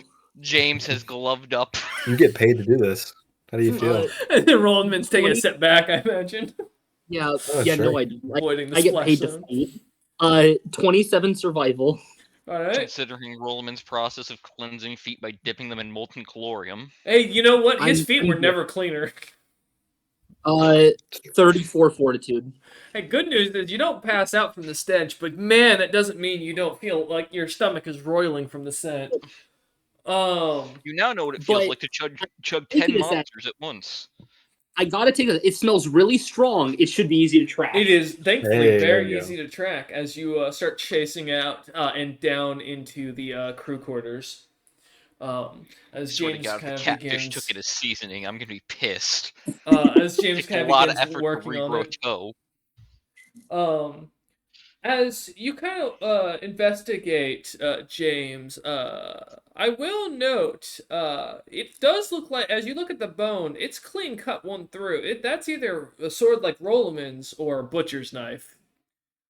Doesn't take much to realize, given the context of this morning's breakfast, what just happened. I'm gonna have to have a talk with the catfish. Rollman, I'm gonna need you there because if I'm there alone, he will try to eat me. As you realize, Ham is going straight towards him alone. Ham, as I you can reason with him. kind of Ham's find, big enough. as we cut to you finding yourself kind of sniffing through, following down to the captain or down to the cooking area, you see a large pan or like a pot boiling with things that look to be chunks of meat kind of floating in it, in what looks to be a dark stew, as Catechus kind of stands there in his all beefiness, kind of stirring it and looks over at you and kind of, in primitive speaks, and Beastfolk specifically looks at you and goes, "Food ready in 5 minutes." Catechus, did you cut someone's toe off? Have you been Raise, harvesting flesh from the crew? raises an eyebrow and goes, "No, just bodies." I blink. I don't know what I'm gonna have to roll for this. What are the odds that I roll and I find out that he's a corpse puppet up there with James? Well, that's either spellcraft or knowledge arcana. Is the toe 'Cause it- wound bleeding? No. I'll do Roll and Uh, stab this. Stab what? I'll do knowledge arcana. Hmm. Um, let's see. I don't have a very high plus on that, but I can certainly try. It could be worse. 16. 16? Good news, it's not. Bad news, and is that Arcana or Spellcraft? That is arcana. Okay. Um, there was supposedly something that had caught your ear the other day when you were going through the city of a new spell that had been mentioned by one of the high houses of the dwarf or of the noble dwarves themselves, the Snowbeards. Supposedly something about a corpse bombing or exploding spell.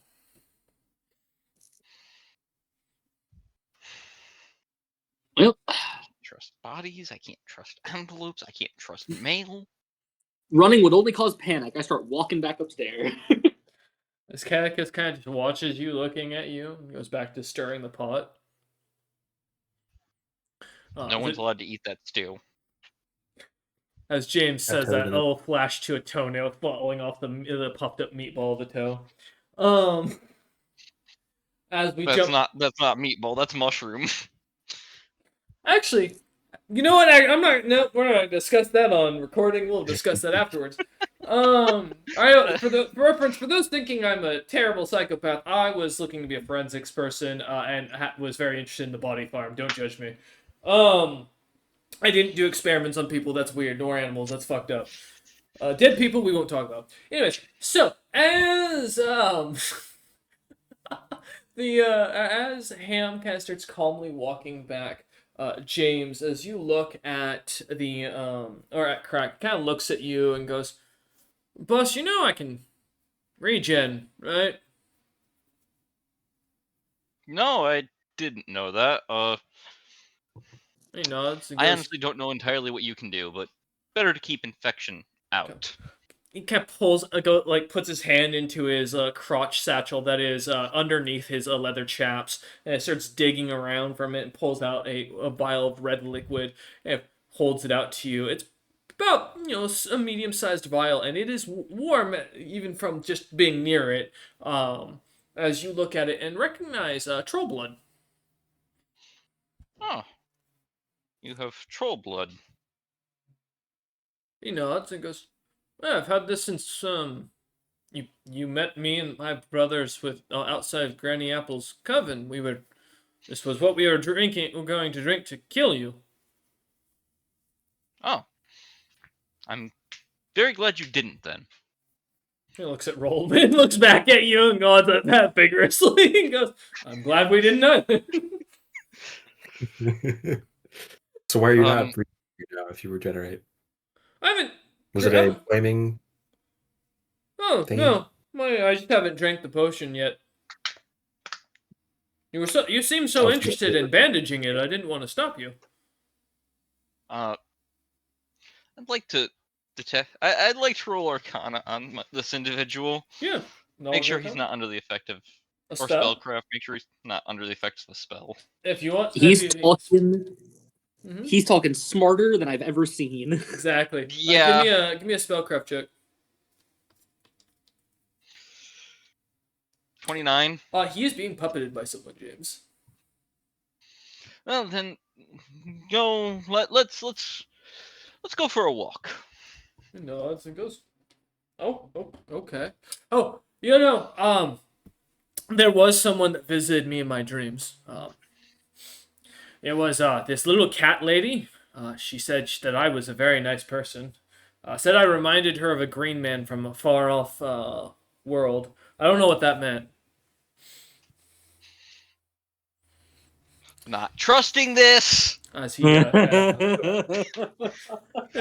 you start to walk out of the captain's quarters, his eyes start to kind of glow, and his body starts to kind of glimmer slightly. And he goes, "Captain, I feel funny." So I will.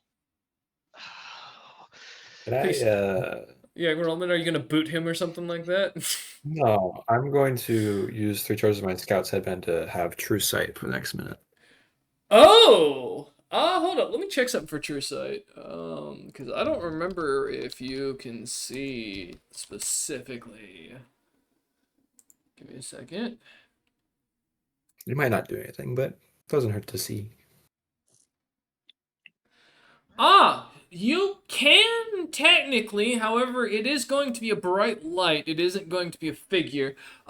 Red light. So you like standing in a dark room and then someone just turns on a very bright wattage light in front of your eyes just to completely blind you. As you see a short figure about 4'2", standing where Karak is, glowing in this bright yellow brilliance. Do I think I could hit them? Or is this like they're not really here? Given the fact of how short they are, if they're inside him, they are up to his knee. That'd be an impressive ability to pilot that body from the knee. With my 29, do I get roughly what level of spell might be? Overwhelming.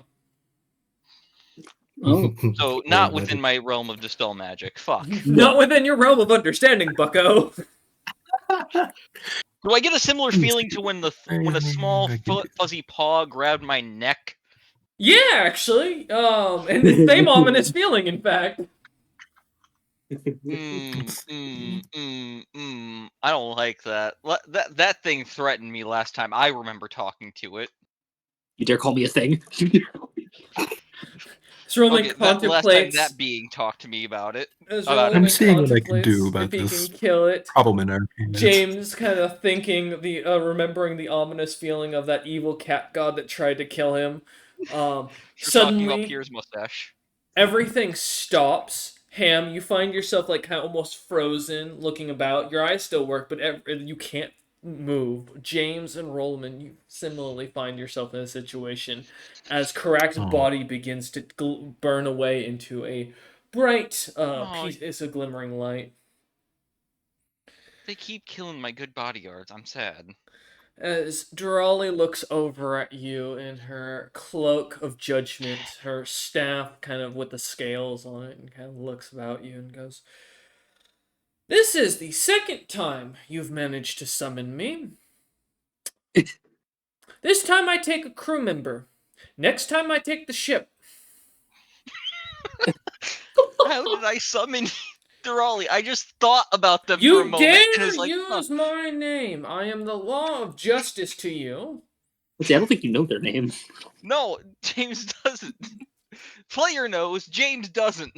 You know them as the Justicar of Law. Correct. Yeah, She looks at Nars you. God, the law. And goes, "Now, you asked for me here. Your divinity and demonicness dragged me in the direction until I addressed the situation. So, A blink of surprise. I want to make very clear. This isn't my physical form if you're trying to kill me, but if you keep irritating me, I'm going to bring down a smite so fucking powerful, your bloodline's going to feel it in every single testicle that's ever existed amongst them. Do we understand each other? Thought of yes. Good. Oh, here. And she snaps her finger or her fuzzy paw, and your lips can now move. And she goes, "Oh, and let me." And she moves her hand, and suddenly Ham is floating up in the air. It's kind of awkwardly sat next to you as he's posed like he was climbing the stairs a second ago. So kind of leaning slightly against you now. And she Why do goes, people keep dragging me? "Now I have all three of your attention, so let's make this simple. You contacted me, and you saved one of my important individuals. So I'm going to ordain this with the fact that I'll be nice enough to maybe bring back your little bodyguard that I was possessing a moment ago. Also, very rude that you thought he was a corpse bomb. I wouldn't allow something like that to infest the body I was in. However, that being said, the stew does have a spell cast on it. I would need it. Now, what, pray tale, did you, my rising headache of a demigod or demon lord, want with me?" I just need a room to be bound by a law No, for 10 minutes. no. Oh. Pick something Oh, simpler. shit. I'm not a fucking You're asking genie. for This I isn't. hadn't gotten the chance to discuss it with them. I thought it was a genius idea. No. God damn. This isn't three wishes. You can't bring him back to. If you want someone back from the dead that's worthwhile, I don't give a damn. I'll bring him back. Let me break this down really easy for you, James, because I'm really tired of talking to you simpleton mortals that are amongst these ranks that think that they're heroes when the heroes aren't doing their job. As she looks to the west and glares like heartily and looks back at you and goes, James is just in imagining himself nodding in agreement. "Now, I would not say that I wouldn't call him a champion, but one of my little avatars, my blood walking around, wasn't valuable to me, but I'm not going to just grant you some great power. You've irritated me enough to make me willing to pay attention to you, and now I'm going to be watching you, so I'm going to offer you something that's actually kind of worthwhile. You get one question, only one question, or one request. And if you ask me for something that's divine, demonic, or powerful enough to piss me off, I swear to God I'll take your ability to speak." Understood. And I'll give it to Rolliman as she gives a glare at him. Wait, I get another one as well, or like No, you'll I get all get your the ranks in question. diplomacy. You'll get his awkward speaking What? habits. Your smoothness with the Hold on. ladies will be gone. Oh, wait, no, I thought this was like a separate thing. No, don't this do wasn't that. a Hey, good thing. This is a bad thing, yeah. oh, This is a terrible thing for you. James, be careful. Uh, Roman's thinking bad thoughts right now. As By the the- way, if as he's worried, we're gonna take a quick commercial break as the player needs a Fuck. moment to think and gather his thoughts, and the DM needs a moment to respond to a message anyways and hit the head. So we'll take a quick 5-minute bio break so that the party can discuss. We'll be right back. I don't want to do this. Did it 2 minutes ago. Yeah, there we go. Exactly. All right, James. what is House Venkos doing surrounding about the Kingsmoot? Oh, They're looks at planning you. something in the background, and it's probably going to cause myself problems, if not more. Oh, looks at you up and down. Roll me a diplomacy check. I bet you probably shouldn't use spells, my guy. They're gonna get pissed off. I don't think no. You probably can't even because you can only talk right now. Yeah, you can only talk. You can't move. The only one I can activate is Friendly Face, and they are definitely not, neutral to me. So I'm hostile. Fuck you. Not bad. Okay. 20. As she looks at you and looks you up and down and goes, That's what you asked, really? Wow. All right. Um, I'm honestly disappointed. I would have figured for my champion, you would have asked for something valuable. Well, Um, James's mind is fucking racing let with me every option. see. Suddenly, it's like fuck. What are the Venkas doing for the Kingsmoot? Well, they're planning to surround it with an army, probably betray everyone that has showed up here. The Bronzebeards have already been eliminated by them through a dealing, and so there'll be a fake one that's going to show up to kill you. Or then they'll lead an army as well to join with the Venkas. Stronghelms will get overwhelmed. The city will fall. Venkas will remove the other houses and leave only clans that descend from them.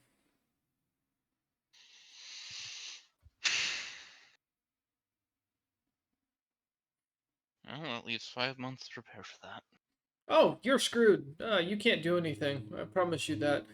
The only way you could stop that is if you went to the Venkas stronghold, tear down the giant ice portal they've been tearing open into Abaddon, and basically kill every member of the Venkas that has made a pact with a demon.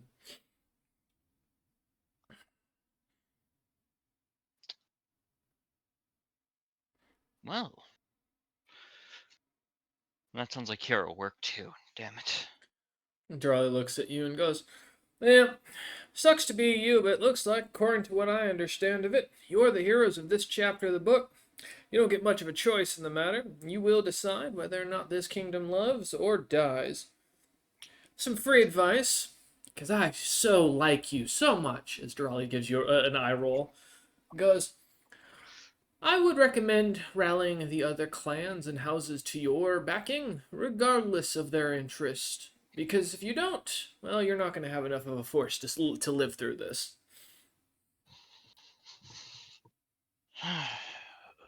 And given my charming disposition, it's going to be a difficulty. I agree. So here, The as you self-deprecation. feel a Durali like wind up and then smack you across the face. You Yeah. don't take any damage, but you do feel pain as it turns your cheek bright red. Um, and a big paw print shows up on it, and as Durali goes, "That'll save you once. It only lasts 5 months, but." At midnight of the King's Moot, if you survive that long, you should not die after that. At least not for a while. And if you die once before then, this'll revive you. We'll call that payback."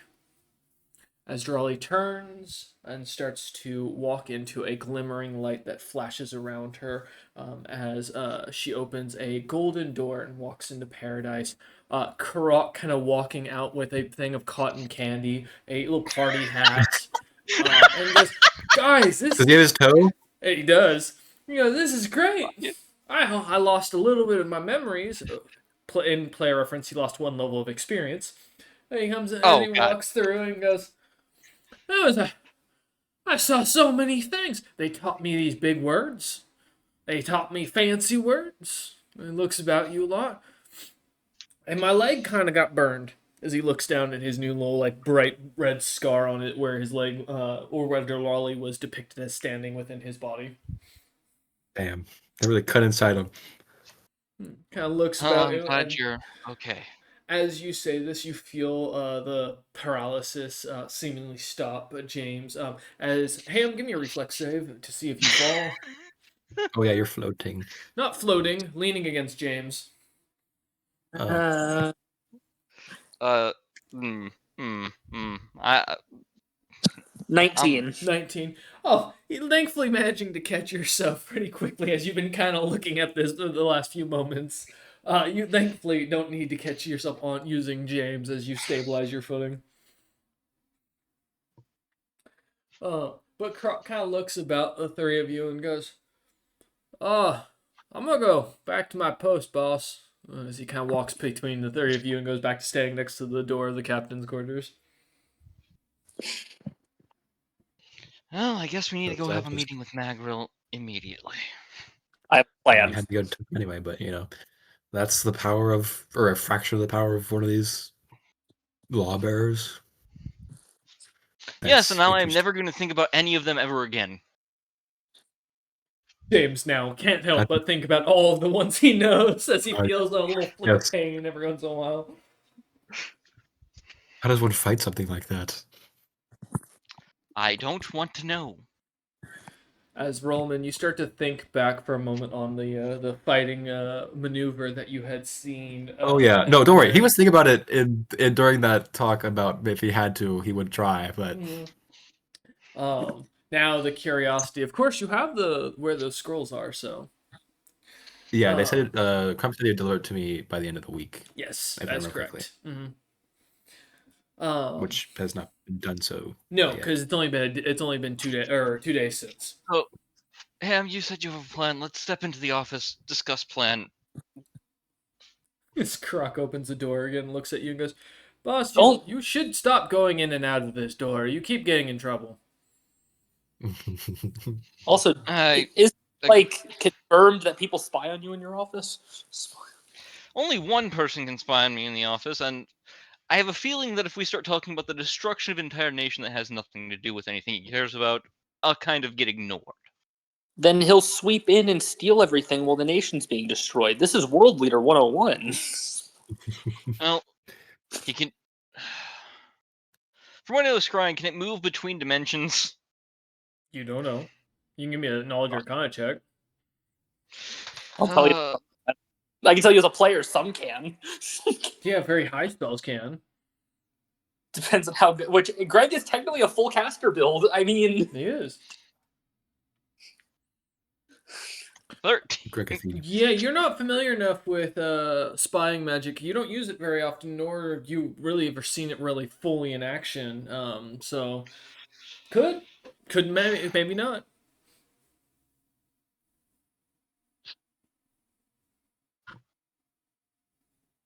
Well, then when should we discuss this?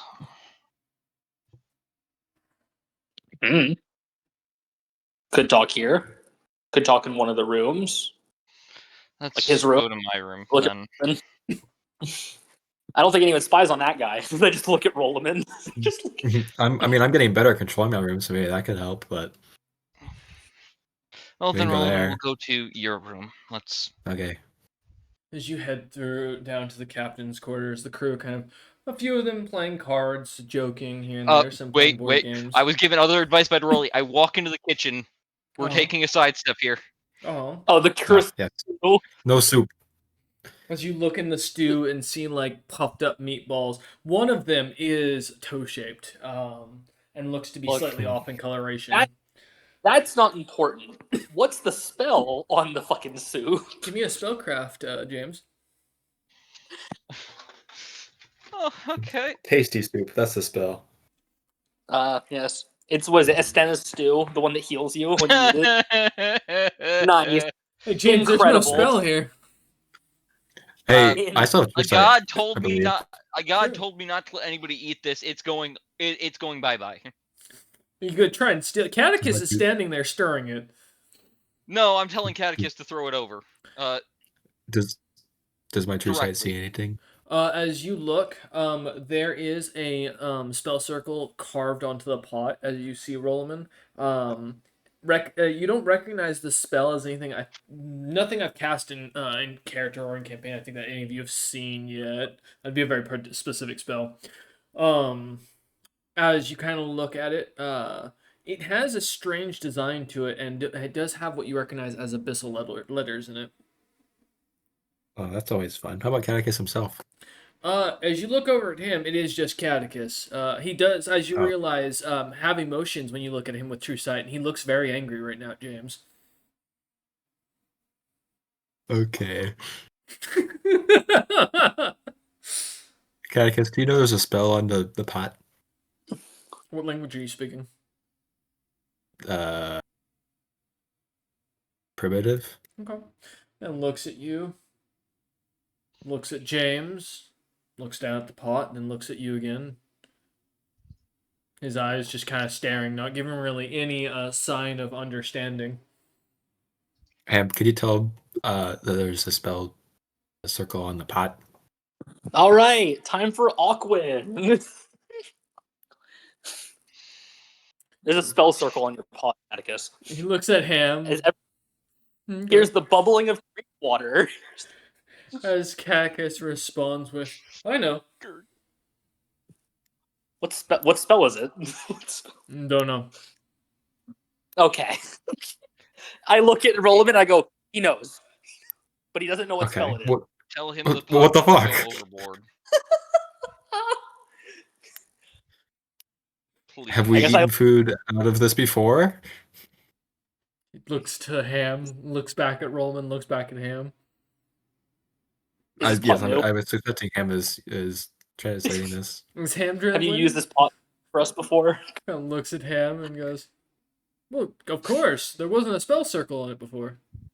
I look at Cool. Rollman, deadpan Alright. serious. The spell circle's new. Okay, Look toss at the him. pot. Please tell him to throw the pot overboard. I will craft or buy him a new pot. I don't care. I look back, still stone-faced at Catechus. The spell's apparently bad. They want the stew gotten rid of. He will make you a new pot. What kind of new Or pot? buy As he one. continues to stir. He asks what kind of new A pot. better one. James. Just a better one. A good pot. I look Whatever kind of back pot at he wants, or I will Catechus. buy him whatever No, kind don't of say pot that. he wants. I look back at Catechus. A new pot, better than that one. This is my pot, though. Okay? The new one will be your pot too. You'll get to keep it. Kind of looks at it, looks at James. Maybe a keepsake. I want a pot as big as him, as he points to James. You want the pot as big as you. Done. I give a thumbs up to Catechus. Is the threats Catechus involved in picks this it up, speaking? walks over to the window that is fully solid and doesn't open, and chucks it through. And I will say, and I'm gonna roll for this because he does. I mean, my bonus on this is insane, but I can roll one. No, yeah, the pot goes through the side of the ship Nice. with the window. I'm gonna have to fix And Catechus looks over at you and goes, breezy. As he goes and pulls out a new pot and starts over and Yup. cooking. Does it have a spell circle on it? No, this one does not. It's also much smaller. Okay. I'm gonna Cool. go to Unga Chunga. She's added windows in places before. Oh god. James just looks at the. As you also see, the some of the liquid from the soup is slightly melting the wood as it for where it came in contact with it. That's not good. I look out the window. Where's the Unga pot end up? Chunga, could you Is it like come here and take a look at Oh, this? as you look out the hole, kind of slightly, just kind of not getting into the hole, but like craning your neck, Rollman, looking down, the chunk of glass with the like bronze, like like circling around it to kind of embezzle it and or set it up inside the wood, is all melting down below. That's cool. Acid pot. As Okay. you call up James, you hear Unga Chunga go, and Jotun go, yeah, can do. Thank you. James just walks You wanna go towards tell him- Roman's room. He's already looking frustrated with life. Do you want to talk to Hammer and Anvil or whatever their names are and tell them to make a big pot? I will poke my head into my room, which the door will be open so that people can go in and out from the forge that would get set up. Mhm. Work on a pot the size of me, and then please work on masterwork armor. Dwarf-sized. Thank you. As you walk away and head into Rollman's room after giving the order, the three of you walking in, Hammer and Forge look at each other and decide to start guessing what kind of armor James meant as they start prepping concepts. Oh, But yeah. behind I walk by, and I'm not gonna say what kind, because I don't know that, but I'm gonna go, he means snowbeard, not dwarf of small species. As I walk away. Hammer nods and puts away like three other designs. Forge looks happy and starts pulling out of the no drawer that James said refused to allow them to make as they start planning. Remember, Cameron, dwarf's an insult in this age, not a race. James will stop for a second, turn around, walk in there. Already? Plate armor, normal. Remembering the crank incident. Nice. As you see the Forge holding the like drawer in his hand, all the documents kind of popping out and just like Slightly sighs as he turns to put back. Hugo et al. Rollman, as you see them kind of follow after a moment of hesitation, the door seems to close. Your little like outdoor coliseum, still kind of set up with the weights as they were, the training dummies as they are. The weather clear and sunny. I It's make a nice and table. mellow. Yeah. Did you make a table There's no table appear? in here.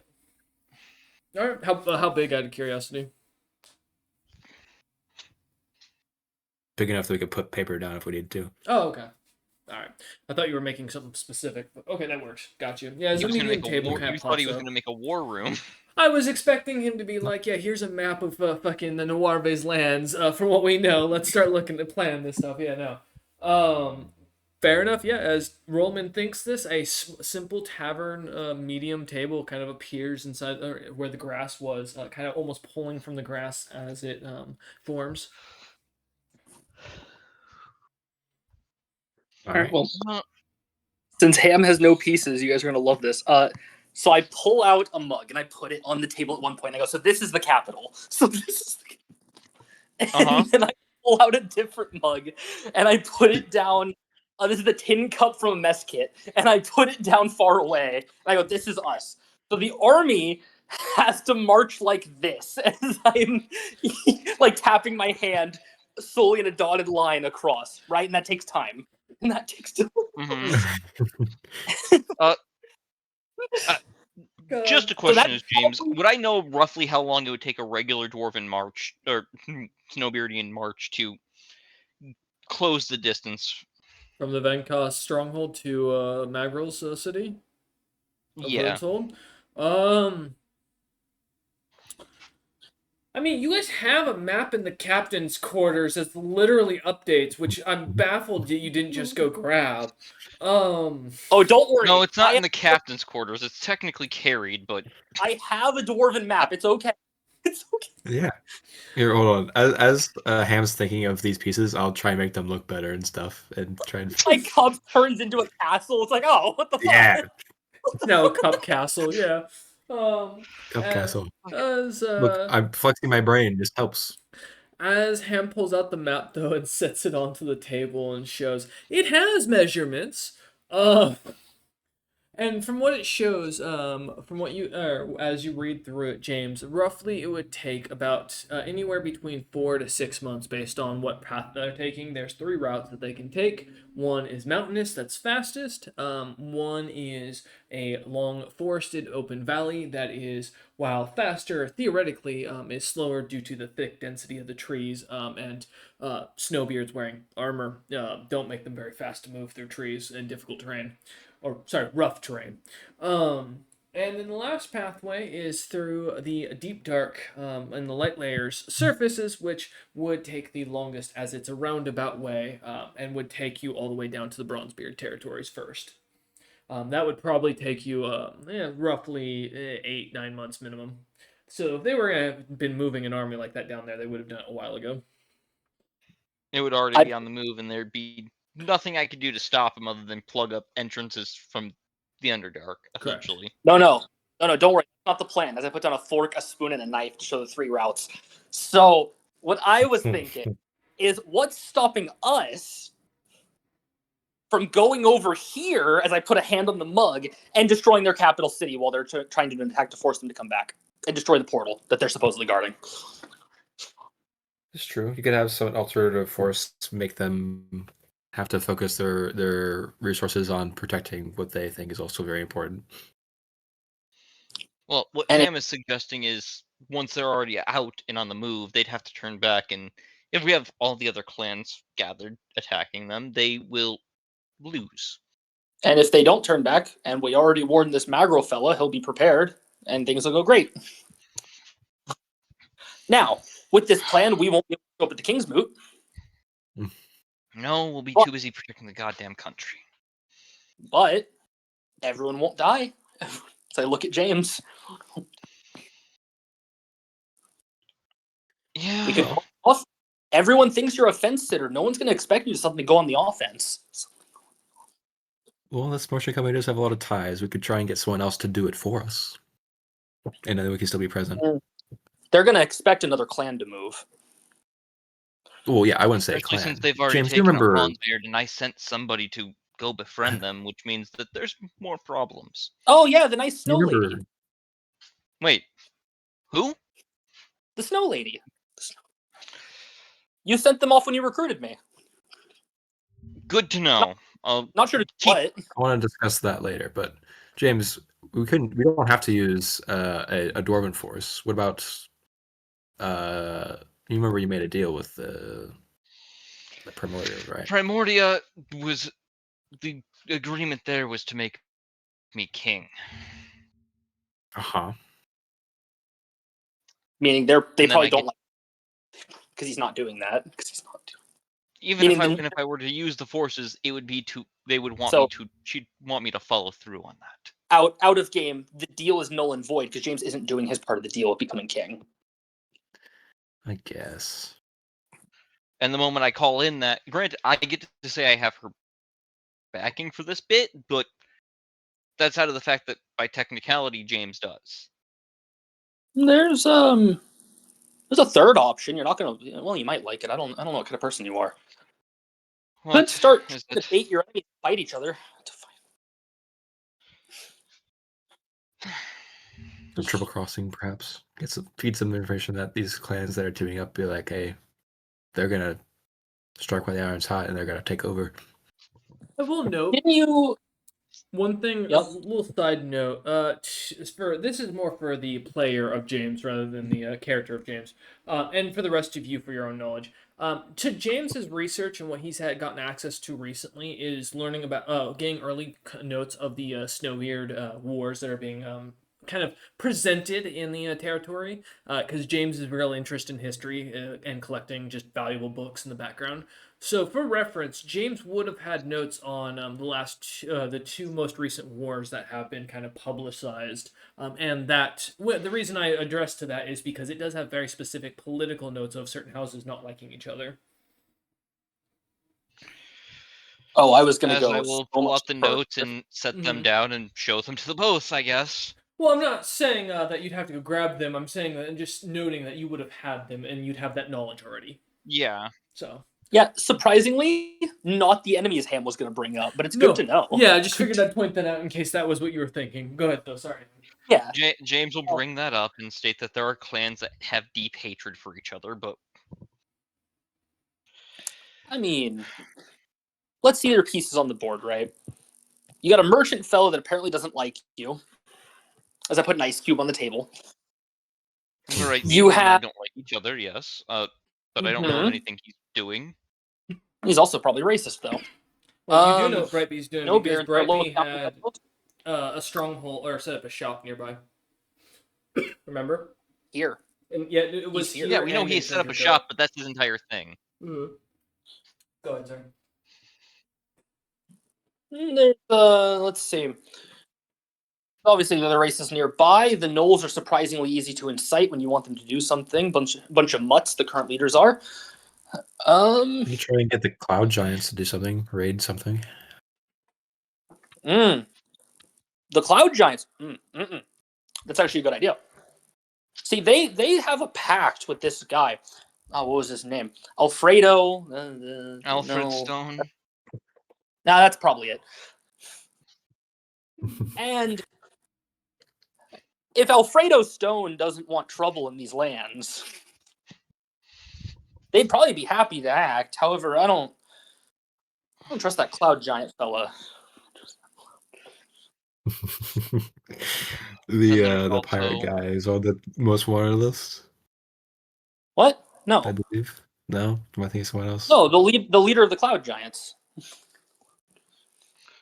different about guy. if we're bringing in other races, there's also the dragons technically. But Oh that would no, be that's a easily bad put idea. both of Well, they're Snowbeard and all kind of enslavement. it's it's risky, but they're already raiding. You just incite them more. If we do it too much though, that would just kick off, a whole war, and that would be bad for the new Dwarven Kingdom. Rollman, at the Or maybe current not. point, most Maybe of the Dwarven Kingdom's probably going to be broken apart, piecemealed off, However, and you devoured. could tell that Pacab leader lady. Now that you know that a lot of these leaders have a demon pact, She wouldn't like that very much and would probably act of her own initiative. And that there's no way I can technically become king with all of the pacts that have happened. I wouldn't even go that far. You just make sure she knows about the demon thing going on. She'll act either before or after, which will force Venkos to make a choice. Do they do this attack and get wrecked afterwards by the Macabre, or do they not and defend themselves? From how they act, or the Macabre acts, I think they would like to do action first, talk later, sort of person. From when Yes. we talked. So maybe inciting them to do that might be a good idea. I think I think getting the dwarves to fight each other would probably not be good because you want them to. Well, you could incite the dwarves to do a fake out. They'll think the dwarves are going to move, then suddenly the Macabre on their doorstep. They won't see it coming if they see you inciting other dwarves. Other snowbeards, yes. I know what I said. There's more than just snowbeards in these lands you can incite. Well, there's also the Stormbeards, yes, but As you say this, you hear over the intercom Uga Chunga go, "Ah, Captain, we've got visitors and they're well, not enemies. I think it'd be best if you come up here and look at them." oh no. I put a What does hand on that James' mean? shoulder. I'll go. I'll be right back. As I'll start walking. As Ham walks over to, and the door kind of appears as Roman kind of lets his mind let go for a second. If you're not back in like 10 minutes, we're gonna come out there and see if you're like in danger or whatever. 10 minutes All is right. a long time for a fight. I'd say 3. Trust me. With them at the intercom, you'll know if a fight starts. Thank As you. Ham heads out, and James and Roman kind of continue to review the terrain and areas just to see which houses are on their side and which ones aren't.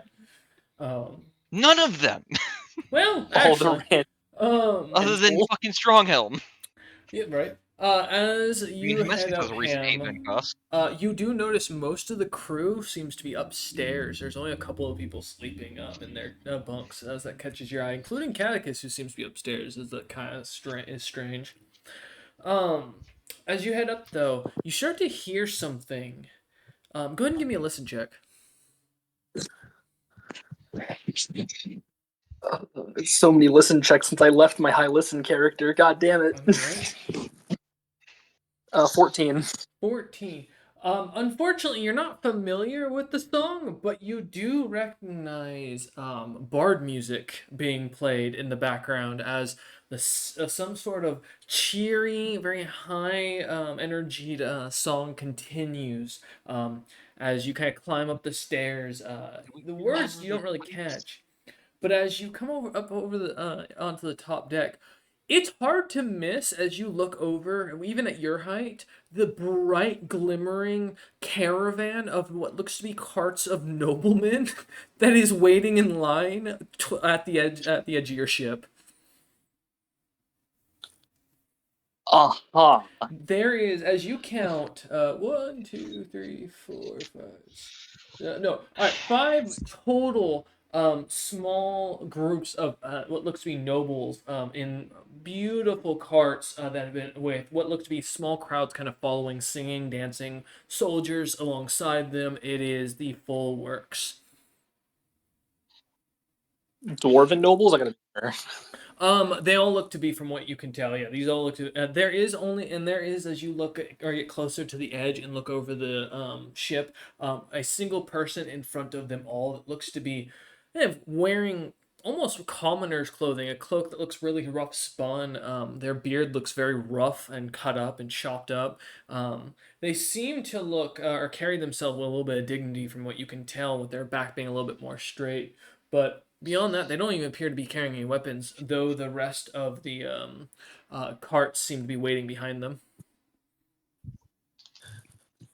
Guess I'll call down.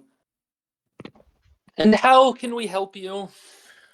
I'm a escort messenger, so, as he speaks in Dwarvish, of those who serve the House of Venkos, specifically for Uthgarim himself. I dare. I don't speak Dwarvish, You don't. and I didn't speak Dwarvish when I And asked none the of the question. crew speaks Dwarvish either, which is really funny. Yes, we have a buck ton of dwarves on the Do crew. you What have are you crews? talking about? Let me look. Let me check my Yes, notes. we have I 80. We have 81 no, frost giants no, and it's fine. 28 snowbeards. Oh yeah, No, it's there we fine. go. I look beyond them and I ask, can someone speak a non-kingdom specific tongue? When as you say this, you feel a tap on your shoulder, and as you look over, you see Glitter Rock standing there, back in his normal crew's outfit. He's back. As he looks at you and goes, "I can be of assistance. I only got back just a moment ago, but I do speak Dwarvish." Please. I wish you were here for the planning, my friend. I need you. He nods and goes, he basically says that the Venkos want to talk, and he's basically a messenger. Oh, absolutely not. No. All right, well, do you want me to send him off kindly or rudely? Go kind, because we don't need to give them more reasons to be pissed. I guess we'll hold for a second.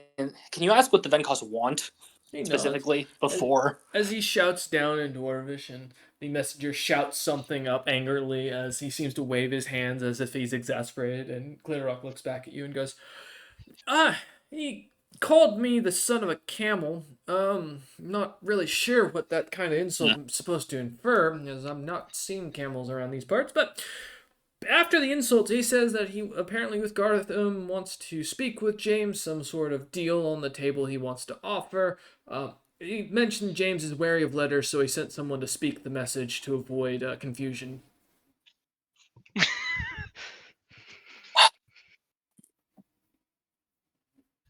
Okay. Oh, he also called you a mutt, but I'm not sure if that's the exact translation. My my common dwarvish All is right. a little Nope. rough. Nope. I'm going down. No, absolutely fucking not. Just like a sigh and starts walking to the ladder. He's throwing hands.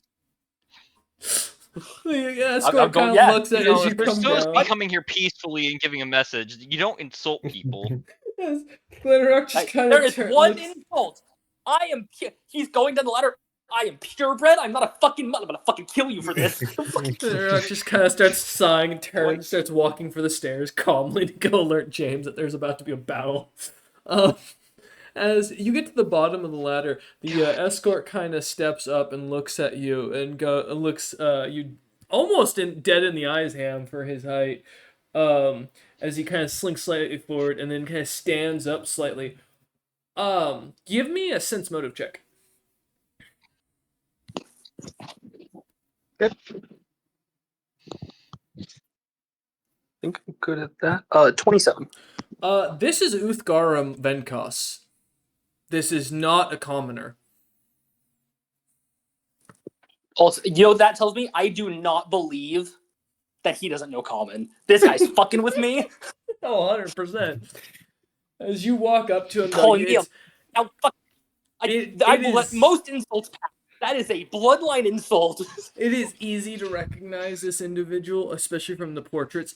Even with him in such a mess, it's clear from the look on his face and how he kind of carries himself. You can't wash away the noble kingship that easily. As you look him up and down, but he's not wearing any gear. That is the only thing that seems to be the common truth.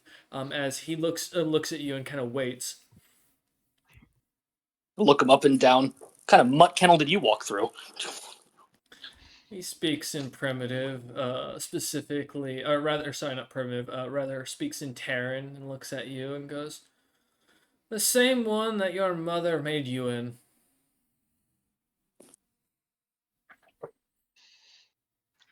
Don't swing, I don't please. I don't care who you are. There's very few insults you don't say to me. He kind of gives you a smug look and goes, "Swing then."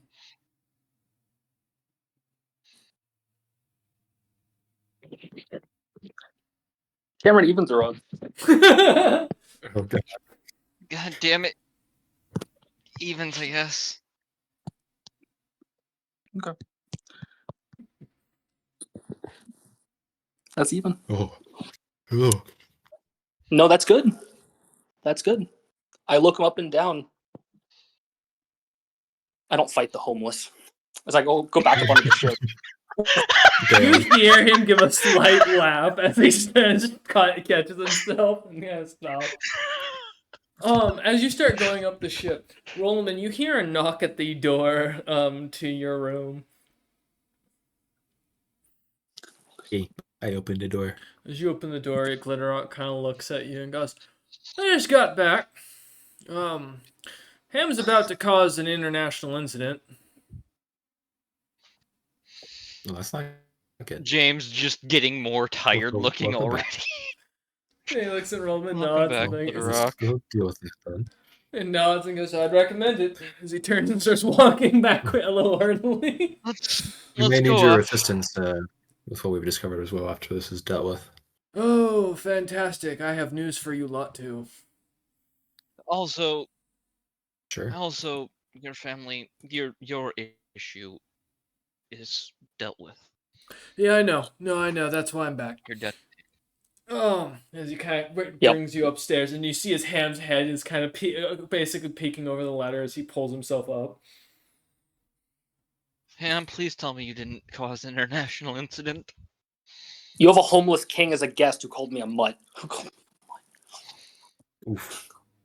It's not very nice. And he shouts up in As I Terran. look Then he over the That's a edge. lot of people. He shouts up in Terran again. Then He he goes, insults. "I didn't just call you a mutt, you filthy mongrel." Yeah, that one's not an insult, Ham. but he doesn't know that. So Then then he just insulted my ignores him. mother. So if an accord is not hit, I'm gonna go down there and fight him, and I will not win, but I will fight him. Glitterrock kind of Oh nods. no, at trust that. me. At the current, I might fight. If he keeps up that shouting, I may feel inclined to make it unfair. Though, James, we have a lot of planning to do, so fighting right now would be bad, but he probably also insult me if I go down there, so maybe you do this solo, and then don't be stupid. As you hear in common, I would "Where's invite the pointy-eared wannabe better pup?" I mean, I would invite him up, not go down there. He has a lot of men. That's fair. If you invite him up here, Come on up, if he doesn't want to, your then kingship. tell him to fuck off. Okay, you hear you hear as the ladder kind of hits the side of the ship as it kind of straightens out from the weight. A few moments go by as awkwardly as he climbs up by pulling himself over and goes, "I'm not the king, you idiot. I'm just," as he cracks his neck, "very old envoy that looks a lot like the king," as he speaks in Dwarvish. Ugh. Do Pops I his back. recognize him as? Give me a knowledge history or intelligence check. I'll take either. Or knowledge and ability. Knowledge. Well, Many options. Yeah, many options. 'Cause you get different answers depending on. I always like to make sure the player has a choice, you know? It's like those quick time I'd like events. to use Go ahead. my armor to figure out what CR this individual is. Yeah. knowledge Alright. history 17. 17. Okay, yes. This is definitely Uthgar, 100%.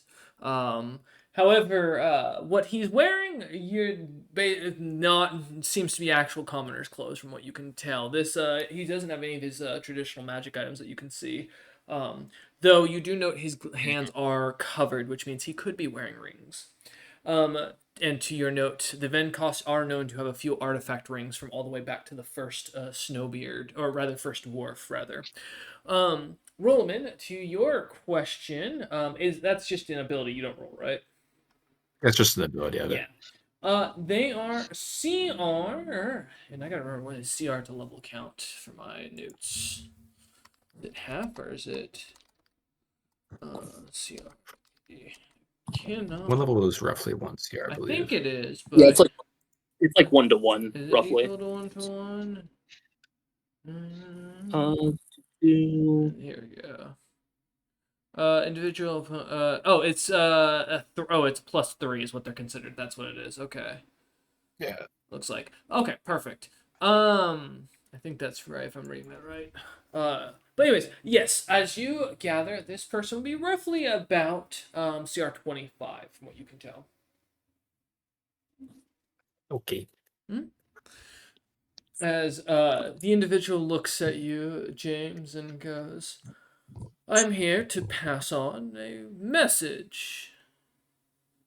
I would like to, or the Venkos rather, would like to see the House of Ironheart progress even further, but under a continued regime. And we're interested in looking to make an accord with someone of your stature. We could see your great aunt brought back, or your aunt rather brought back, and even grandpappy that you have in that shield in exchange that you swear fealty and your family's fealty forevermore and to the service of the House of Venkos. Sense motive 26. I don't trust this fucker. What are you trying to gather? How much bullshit is he spouting? He is telling you the an actual deal. This seems to be his honest belief that or truth that he's giving you, and he is being true to his word. If he from what you can gather. Sir, that is a intriguing offer.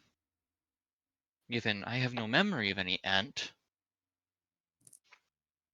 You know, gives a raised eyebrow and goes, well, that isn't to my issues, but you do have one of the Frost Fury clan. Regardless, and if you wish them back, this is the offer on the table.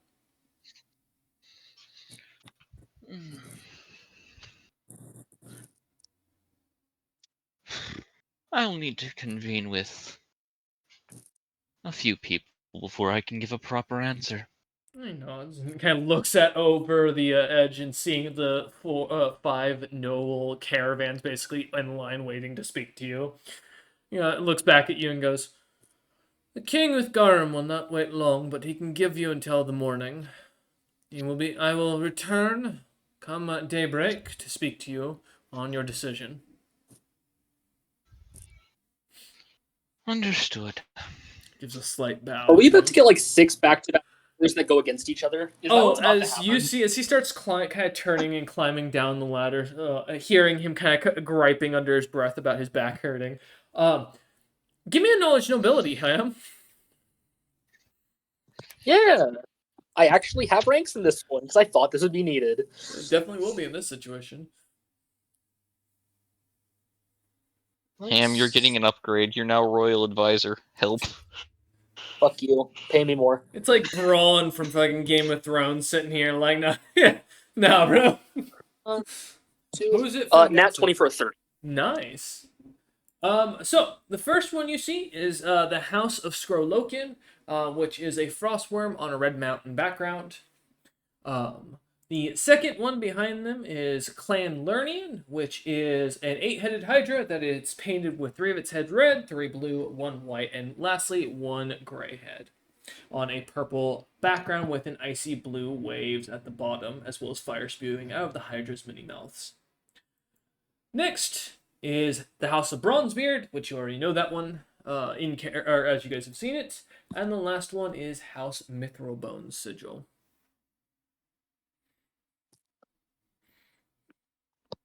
Okay. I'm going to look to James. Why don't you go sit at a table to meet them at, and I'll use the lift to get your next guest up, and I'll escort them to you one by one.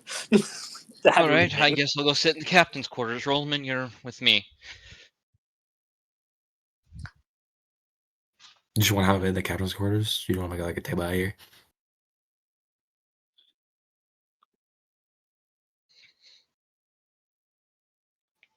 Just roll with it.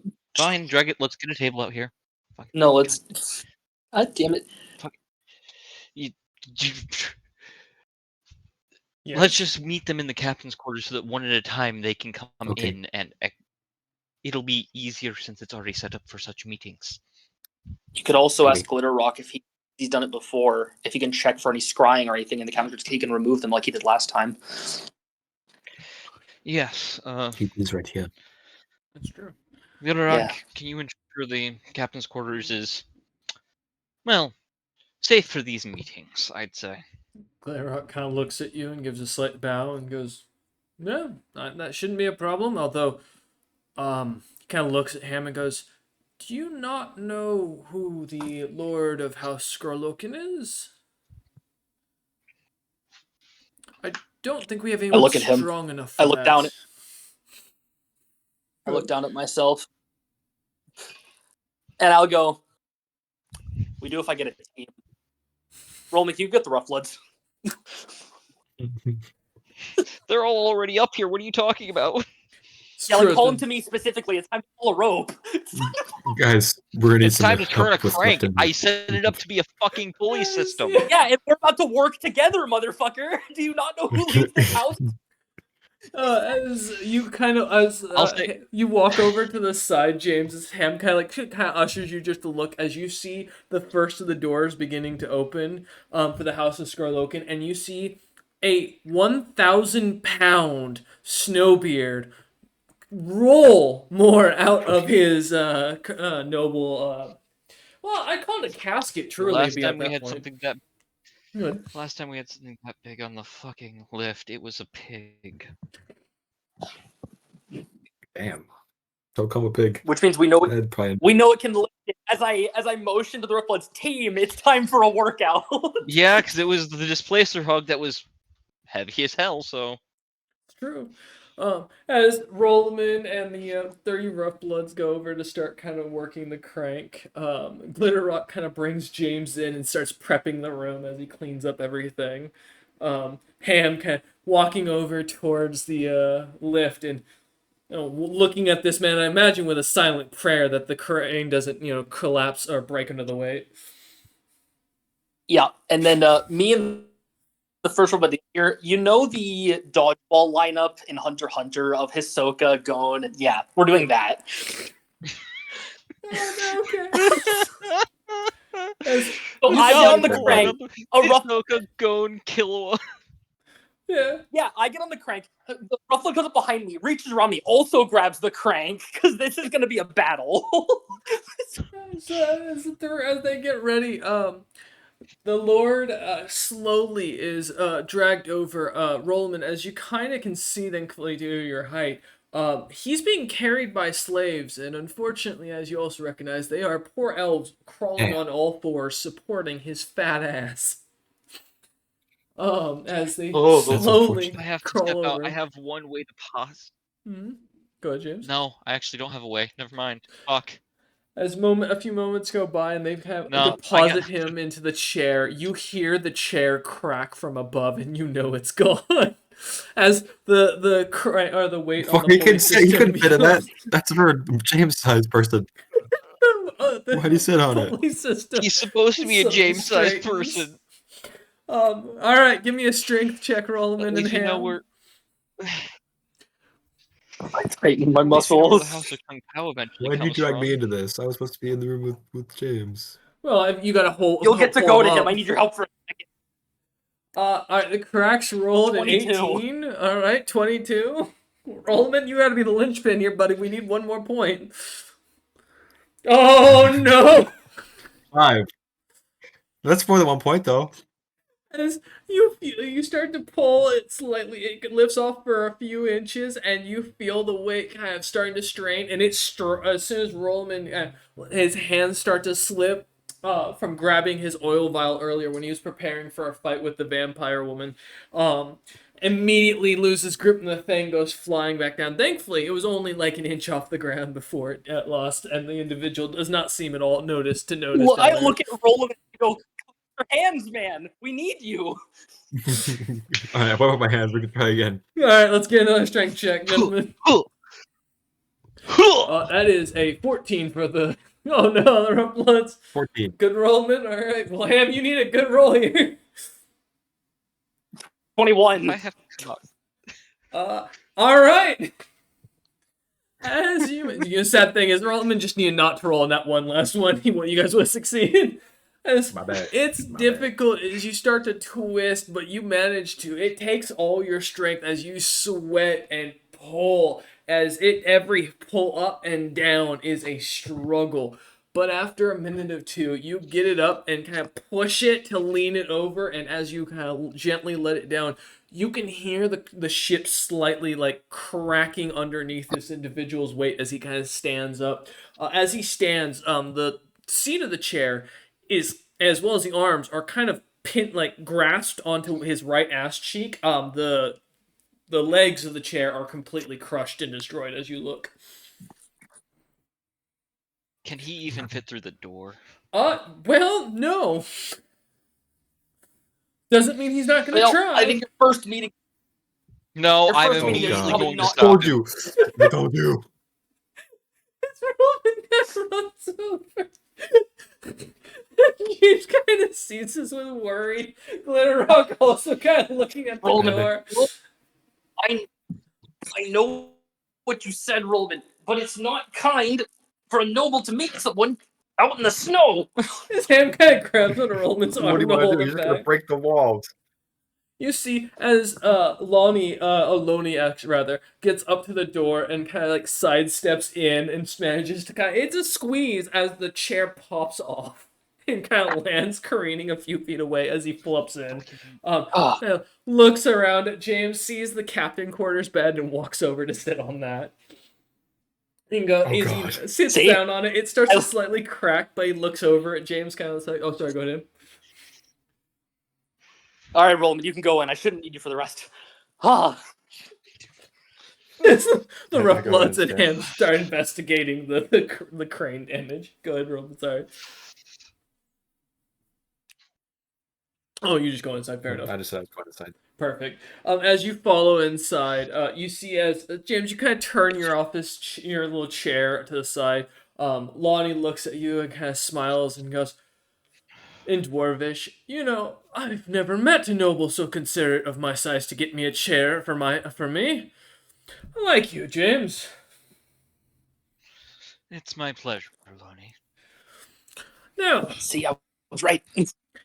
I have come here today. Is this infernal spider silk? Oh my god. You'll have to get me your tailor sometime. I would love to buy some of their gear. As he kind of like ruffles the blankets a little bit with his hand. He looks back at you and goes, I would love to make a deal with you, but I have an unfortunate situation. That means that you have to do something for me that you might not like, but I figure we make the offer, we eat, and we see what you think. Kind of looks at you. Yes, Mhm. I will gladly hear out your offer, although I may not be able to join you for a meal at the moment, given it seems I have a lot of people to meet today. Oh, no, not today. I mean, just come visit me in your free time at the inn. Or visit me in my noble quarters and on the outsides of the Stronghelm's castle there. They've got some great chefs, and I tell you will cook you as many plates as you want. I have truly tested them. Oh, those poor fucking chefs.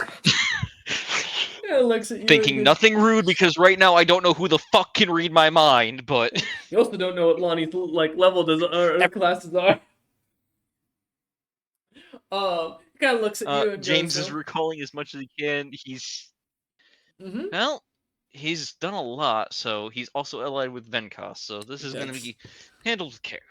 He looks at you and goes, I require you to either give my second eldest son a house of his own, or I require of you to marry my eldest daughter. She might be twice your age, but she'll at least give you a single son before she is barren. Second oldest son. I can confirm he's That not. He's be not in the lore. that wouldn't be. Yeah, because it's not Hugstory. Correct. But Hugstory is supposed to be supposedly the only living child. The only, also, the daughter's not in there either. I tell you now. I had it open a second ago. Mm-hmm. Oh yeah, no, I was just going off of memory because I have Hugstory stuff noted down as only living child of No, House yeah. Roken. Yeah, so something's fucked here. That's interesting. From what I know and understand, you only have one child. That is true. A bastard he may be. He nods. No, you are correct. I have concubines. They're not technically noble by right, and they don't plan to inherit. But young clans looking to gain favor are always willing to be at your beck and call when you're of interest. Or, as there's more of you than anyone else, as he lightly pats his stomach. There's truth to that statement. And if I had you as my married to my eldest daughter, it would legitimize her, legitimize my bastard son, as they're from the same mother, and would let me get out of my ill-fated marriage. That a wife that hasn't touched me in how many years now has it been? And so I figured it's a good deal for you, or my second son gains his right, a true bastard without any value to him besides being a scholar of magics. He's not much more than a fist fighter, as I've seen, but he's capable enough to lead a noble house and has 4 sons of his own. I'd have to weigh between the two. And before I grant anything to either of them, agreeing to marriage or granting a house, I would have to meet them, of course. That would take too long for what the King's Moot will begin. I don't believe they'll be in town, but I can see about calling upon them. That would be most fortuitous for us both. I think it'd be better, though, if we agreed upon a deal today, as, well, the Venkos are hungry for your head, and Skurlokin owes its no oath to either situation here, so I would like some sort of decision. I want a promise of faith that you'll either commit to one or the other, no matter what.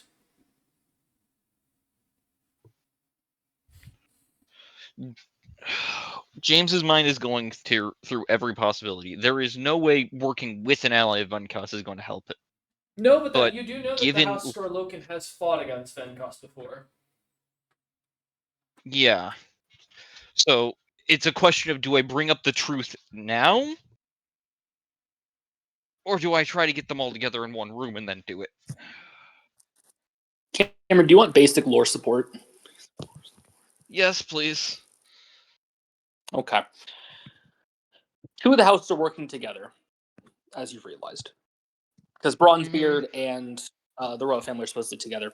Well, Lernian wants to see an entire empire made. That's who you're meeting after this. I believe this guy is marked as useless in the lore himself. No, The he's fat more, dude from Skurlock. he's basically a tactician, that's what he is. He's definitely no battle dwarf.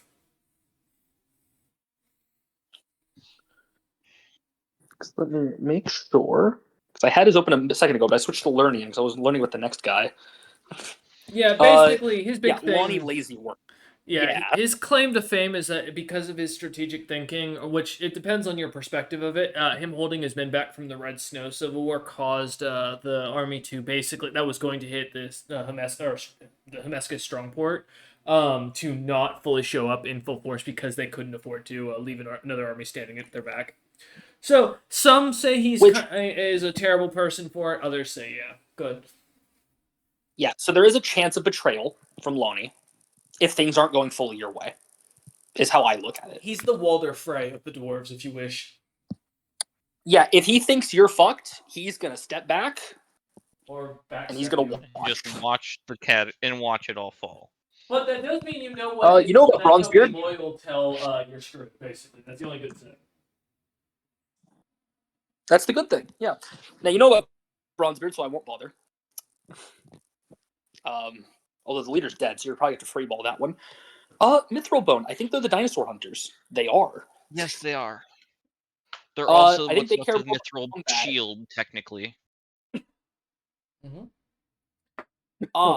Here it is. His children don't like him because of his age and his policies, but it doesn't go further into that. So anything he promises, his kids might not agree. Unless it's his kids coming to me. Which that could be interesting.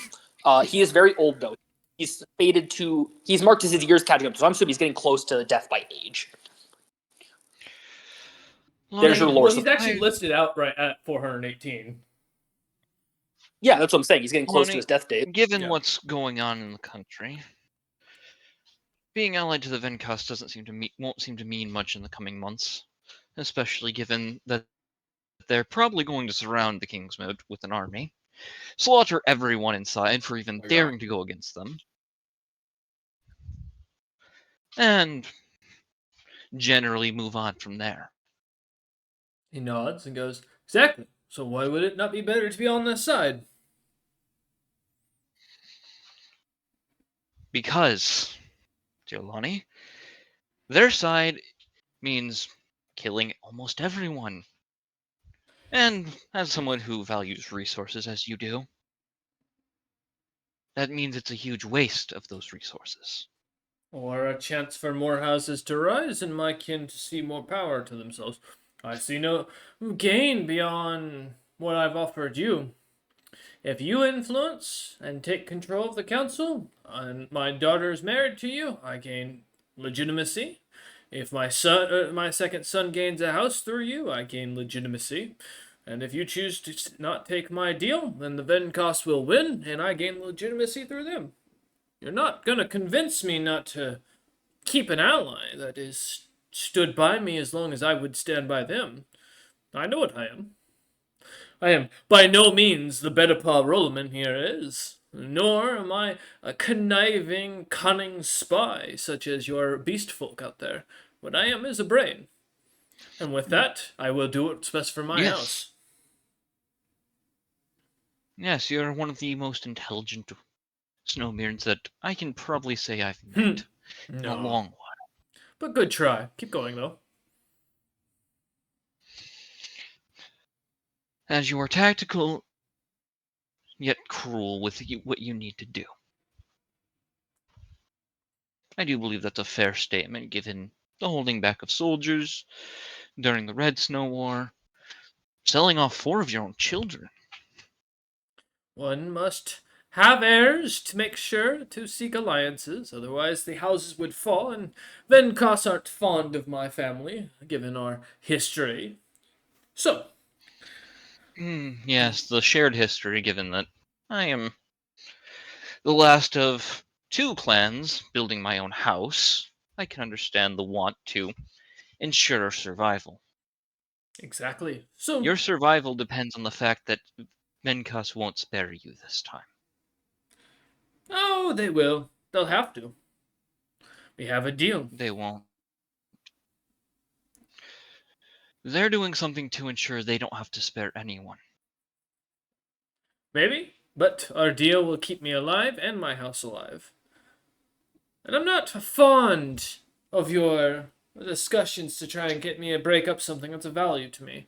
If you're not willing to be the merchant that I heard you to be, then I'm not willing to trade. The deal is on the table.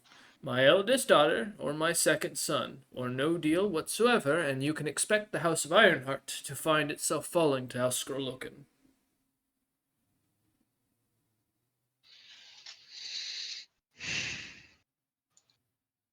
Which would be better at this point, because essentially it'd just be adopting his son into my house Yeah, so I mean, as I since you are make it tying, rise. you can think of it as tying himself to you. Because if you fall legitimacy, his second son would also, because it would delegitimize any decision you made. Not to help you make a decision, because I'm not speaking to either side, just as a point of perspective. And marriage would just be worse, because, again, That's for you to decide, or him, or it's a Roland sink to or swim explain. sort of situation. You can try and be intimidating and get him to be a coward again. Could try. Could try threatening him. If you don't want to take this deal he's forcing on you, basically. I will send you notice of my decision by the end of the day. He nods and goes, 2 great options must be weighed very carefully. I hope you do make your decision fast. I'd hate for what happened to your uncle to happen to you. As he stands up, he goes, remember, your family comes from my family's loins. As he turns and waddles At out. least half of it does. He completely does not respond as he like squeezes himself tightly out the door as he pops out and kind of looks to the rough bloods to lower him and smiles and goes, "Oh, no, no, no. Taps his boots, and you see two horseshoes on the bottom of his boots begin to glimmer as he just waddles off into the air and walks down. All right, Ham fucking hates this guy now. Killing him would put Hugstari in charge right now, and Hugstari would be easier to fucking deal with. Okay. I'm gonna ask the Lord. Do I see it's because it's Lernian next? Mm-hmm. Do I see Torgal or do I see Typhon or is it someone else? You do see Typhon. I see Typhon. Ooh. Okay. Have to run Interesting. ship repairs for the next week after this because of that fucking. Well, you're about to get quite the opposite of what you just got in a meeting. Oh great! I'm gonna get whiplashed. Thanks. I lift the next guy, which really, from fat to fit.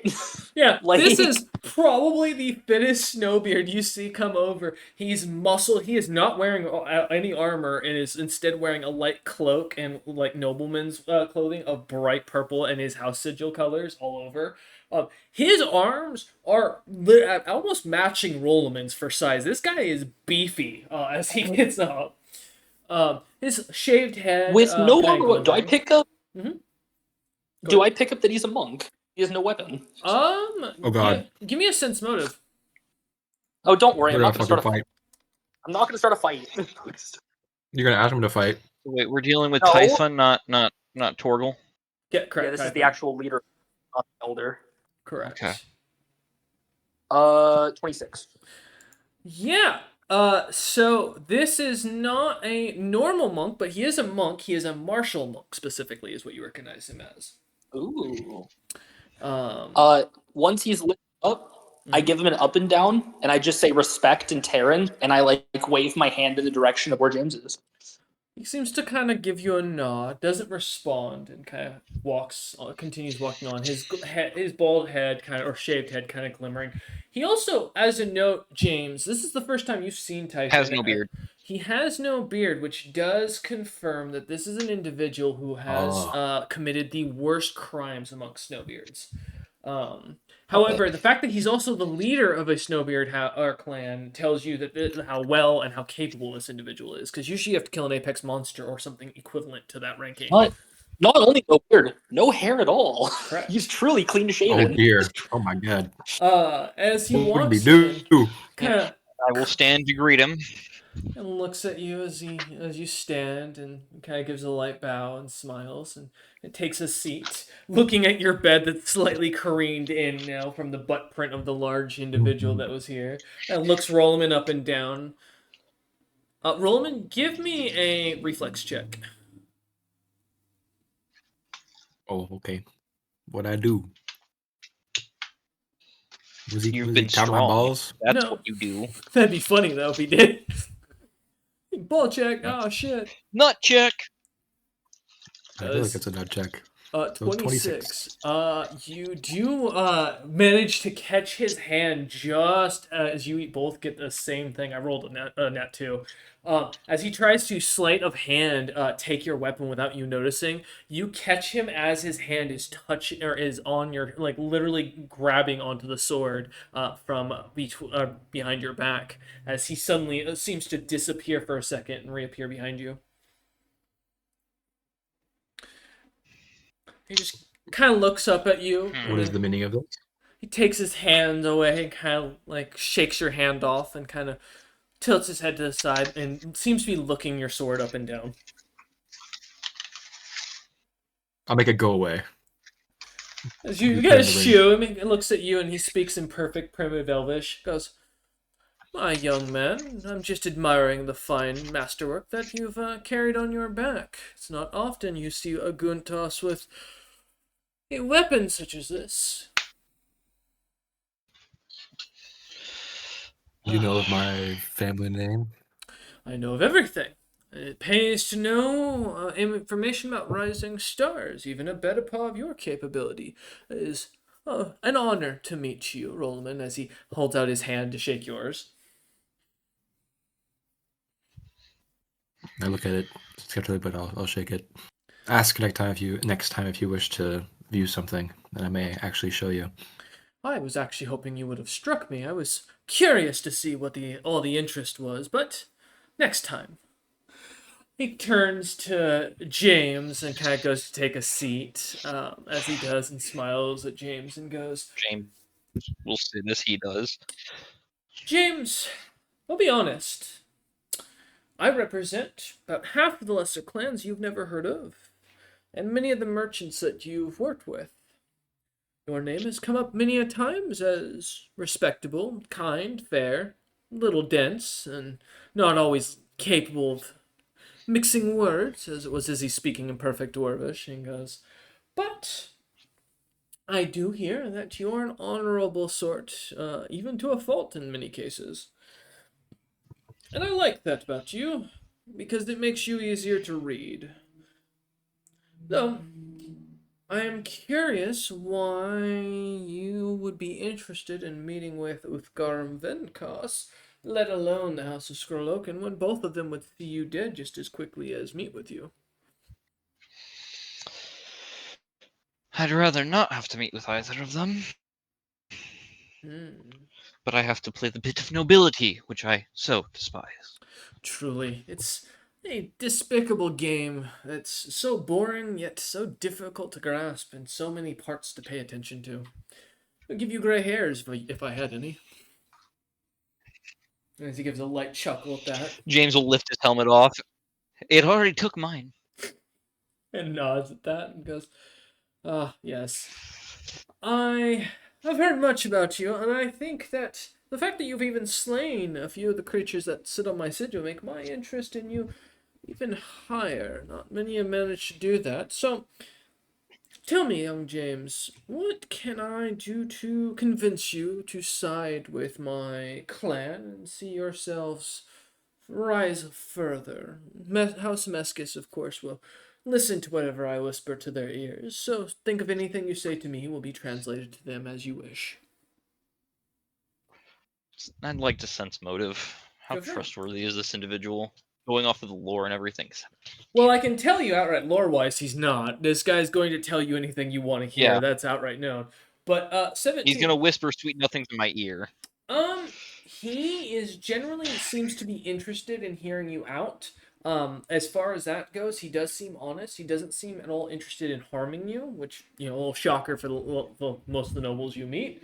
Um, However, to speak to his intentions on whether you decide to side with him or not, it's kind of hard to get a read on him. He seems very good at giving like pieces of his emotion so that for people to sense, but not the full understanding of it. It's almost like a spell or supernatural effect. He he's not hiding his emotions. He's just masking them and letting bits leak. Okay, fuck Mm-hmm. it, damn it. Well, to be honest, I could use the assistance of all of the clans to a certain extent. Okay, I could get Given the what's about Mescus to block. happen within the next 5 months.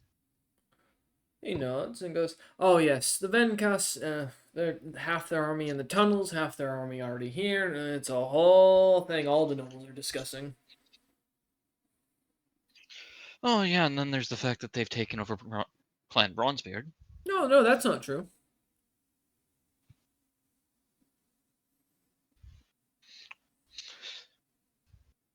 Hmm. Where'd you hear that? I mean, I'm always a fan of gossip. I won't lie. My source is very trustworthy. Hmm. He nods and goes, "Well, if you'll oblige me, from my resources and my spy network, being as vast as it is, I hear that the Bronzebeards, while they were originally planning to be attacked by the Venkos had shown up in the midst of the fight already beginning.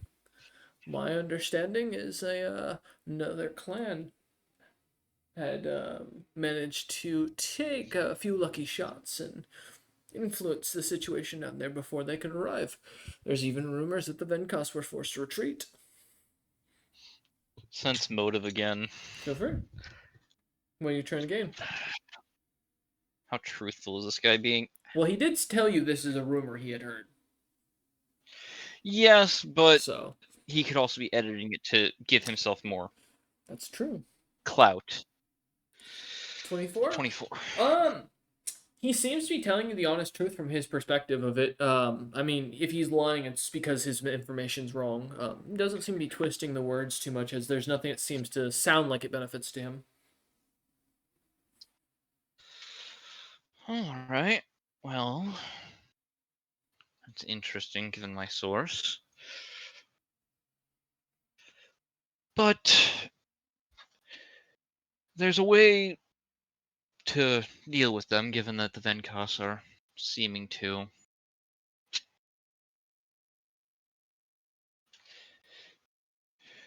move.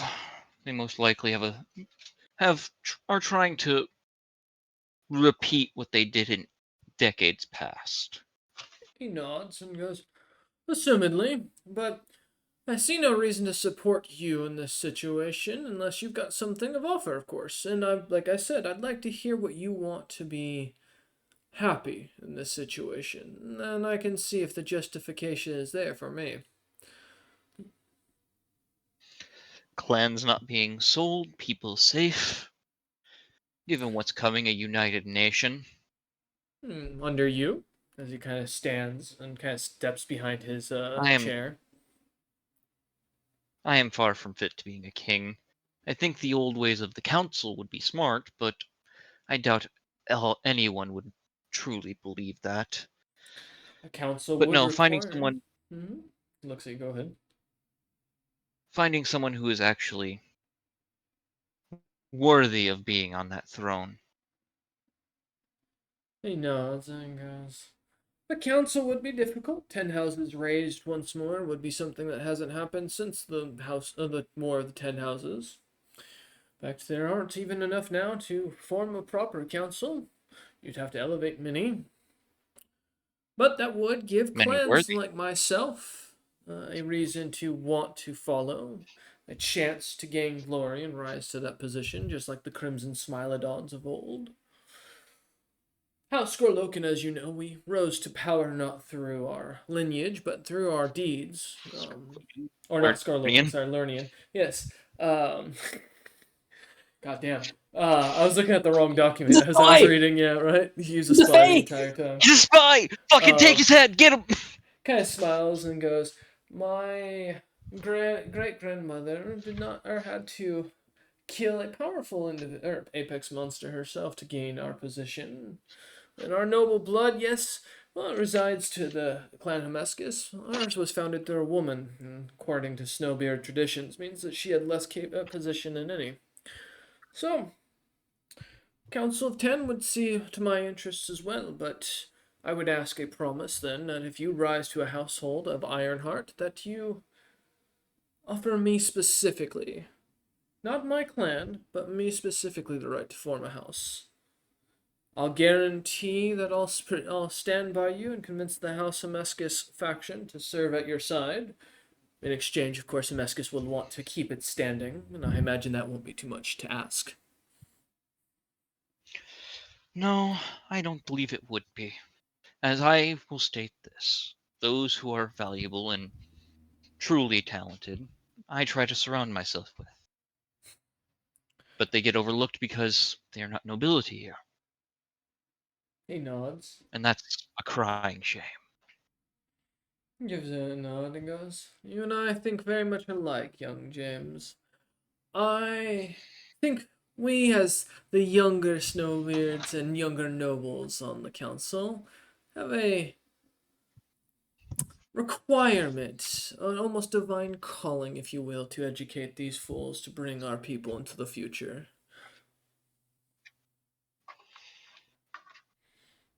I believe we have an agreement then. He nods and goes, "If you'll have the paperwork created, I'll have the alliance submitted, and we'll have our movement one step forward." Agreed. He nods. Then it's just a matter of ensuring that the Venkos are fighting on a two-front point. Well, that's where your next meeting will probably be of value. Well, the member who's there of House Bronzebeard is someone I think you'll find rather valuable for what's coming. I thank you for the information. Should Nonsense, you my ever require a friend. weapon like my dear friend Roland has, reach out. I may be willing to forge something. He looks at you and goes, "Oh dear James, you have no idea what those who are going to ask of you will when the time comes, do you?" Again, not fun with these nobility, so no. The houses that those who get elevated to the councilship will require the same thing that happened previously before the 10 founders died. An item each for each house to recognize their power as a member of the council. Like before, it was the Oath Father's personal items. Now, it will look to you. As he turns and smiles at Rollman and gives a slight bow and goes, "But with that, I will be off on my way. We'll speak more in the coming days." Thank you. I hope to speak well with you then. As you kind of say this, you see as he kind of closes the door politely behind him and kind of walks over to the lift and looks over at Ham and the Rough Bloods and kind of smiles as he does and kind of steps onto it real quick. Yeah, Well, that I'll made wear me him feel down. better. Hmm. Yeah. That's one ally with a bunch of little. That's one ally and a lot of small things to join with. As you Is it ever see, noted what his crime was, by the way? you can give me a knowledge history. Yeah, may as well.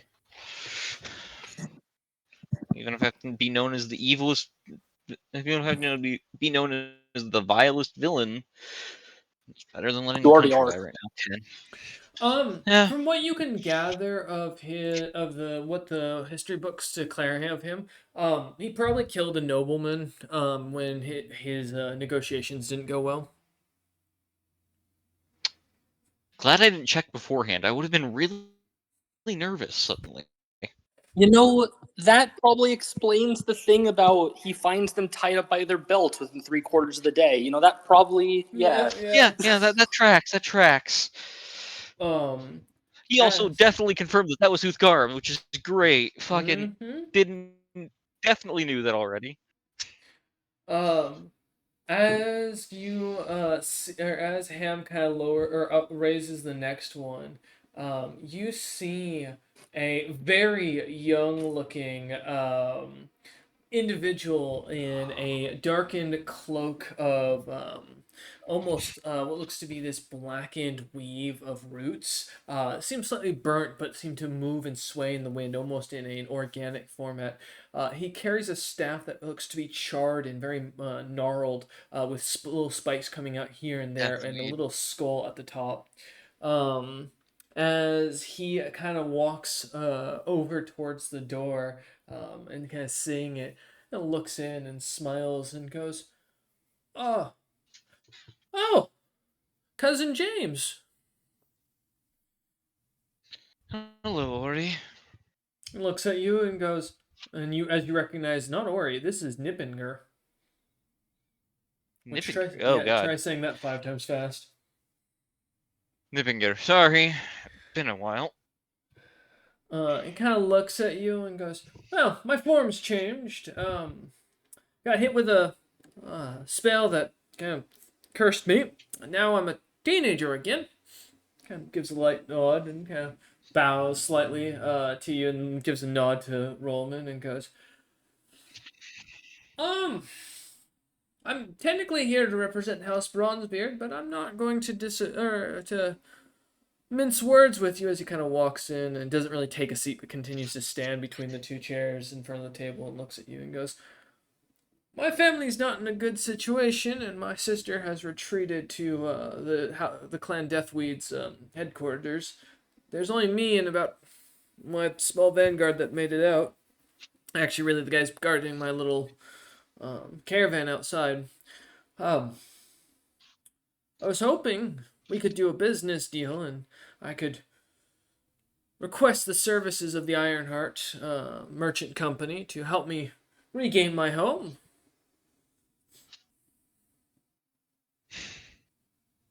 It'd be an interesting thing to do. What do you have? Speak frankly. Let's just Well, be blunt.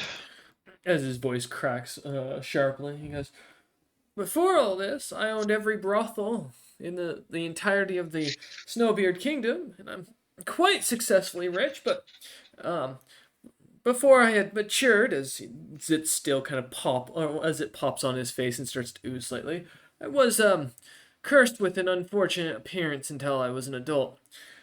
So I do apologize for this, but when my clan was or my house was taken, one of their casters hit me with this magic spell that I've never seen before. It turned half of my men into children, and well, me into this. I'm hoping to request your services either for scouting or to regain our family's artifacts at the very least, so that I can retake my house. And if you can't, or if you'd rather offer, I'd rather hire you as mercenaries to take my house back completely. Sense motive. Go ahead. 19. What are you trying to gather? How much truth is there to him? Which part of the truth are you trying to gather? Like what part specifically? Is this actually fucking? I already forgot his name. My God, I'm a Nippinger? horrible person. Nippinger, yeah. Um, given the way he carries himself, the only thing that catches your attention is you've never heard of magic like this. Also, he is known to be a very business focused individual. Um, take that as you will. Um, but he was also noted to be kind of stuck up. So you've got kind of a side to side here. This guy seems to be kind of fake as you kind of seem to, or as you're talking to him, but given the situation of House Bronzebeard, and if he what he tells is true that he got turned or had his lifespan basically turned backwards, yeah, there's a good chance this might be him. He might just be a nervous teenager, physically. I'm not the most intimidating individual. Could have Rollman try and do his evaluation of the guy to see if he's actually a capable individual. As Rollman kind of stands in the room. I'll give a nod to Rolliman to try and signal him to do so, I guess. Should have worked out I the used the signals what's his name, beforehand. but It's I can true. still like do a mercenary check, right? Yeah, you can do a still professional mercenary check. See if this I'll do guy that. looks to be of the right capability. Since he wasn't killed and it's not Mhm. reincarnation, he shouldn't have lost any real battle experience. Mm-hmm. 17. 17. Um, as you look him up and down, this is well. First off, his gear is all unenchanted. It's not magical, as you recognize. It's Uh, fake. In fact, the wood looks to be really really cheap as you kind of look it up and down just from recognizing wooden armor from on the field of battle. His staff is not a magic staff. There's no glowing bits, which at the very least you recognize that in most magical items amongst mages. Lastly, the way the kid carries himself doesn't show confidence of someone who owns brothels. Even if he had his age reversed, his mentality should be the same given the story he just gave. And as you kind of look him up and down, he seems to be carrying himself like an actual teenager. Like this is something else. Um, also note you can tell he definitely has no levels. There's no martial capability or magic capability that you recognize here. mm. I just shake my head. Lad, you're gonna be honest with me now, or you're going to get off the ship. See the eyes begin to glow a bright blue, and you hear the voice kind of change to a woman's, and it goes, "Well, at least I know you're not dumb. Apologies for using a corpse puppet. In fairness, this was one of the members of House Bronzebeard, and he might have been a sibling of mine. Definitely not Nippinger. He's a piece of crap who's worthless and left the entirety of Bronzebeard to die. But That sounds more like him. I will allow me to formally introduce myself. I'd bow, but the head of the corpse might fall off. My name is Nolly, and yes, what I offered you is legitimate. My family is currently fighting here in the entirety of the clan, or in the house in our stronghold, and we're being attacked by creatures as well as adventurers that we have no idea where they're coming from. I can't, and so you don't mind. Maybe you accept the puppet's deal, as she kind of continues and goes, and if you don't, well, your friend Syndra's gonna die because I'm the only thing keeping him alive right now. We can have someone sent there quickly and try to give our assistance as we will. Ollie looks at you, the corpse kind of looks at you and turns its head slightly. Is that an actual deal? Or is that just you being kind? Because I'm not looking for charity, and I assume you want something out of it. I will not negotiate from a point of weakness. So, knowing that I'll kill your companion that claims to be your relative, I wish to know for a fact what either you're offering in exchange, or what you want in exchange for this, or I want it written in fact that you're not asking for payment. What I want in exchange is assistance in ensuring that Venkos never catches. The House Venkos is wiped off the face of this planet. Huh. You couldn't do that if you tried. Pick something Not else. alone. And House Bronzebeard's down to 35 members, 2 casters, and the entirety of the clan of Deathweed, which is helping us hold the front line. Do you really think I'm in a position to go and kill a whole army of very angry And the reinstatement of berserkers? the Ancient Council. The council? The council hasn't been around since House Silverbeard ruled. Why would I even agree to that? As you see the That, corpse or in front of if you I kind of assist you in getting back some artifacts, I get my selection of one. pauses. The corpse kind of shifts into a battle pose as if it looks like it's casting magic with the staff in front of it, though nothing comes out. She kind of pauses for a second and then speaks again and goes, "You want me to give you a chosen artifact of my house, a house as old as the council itself." Given you're arguing against reinstating it for the very reason that, for some reason that I don't understand at this point.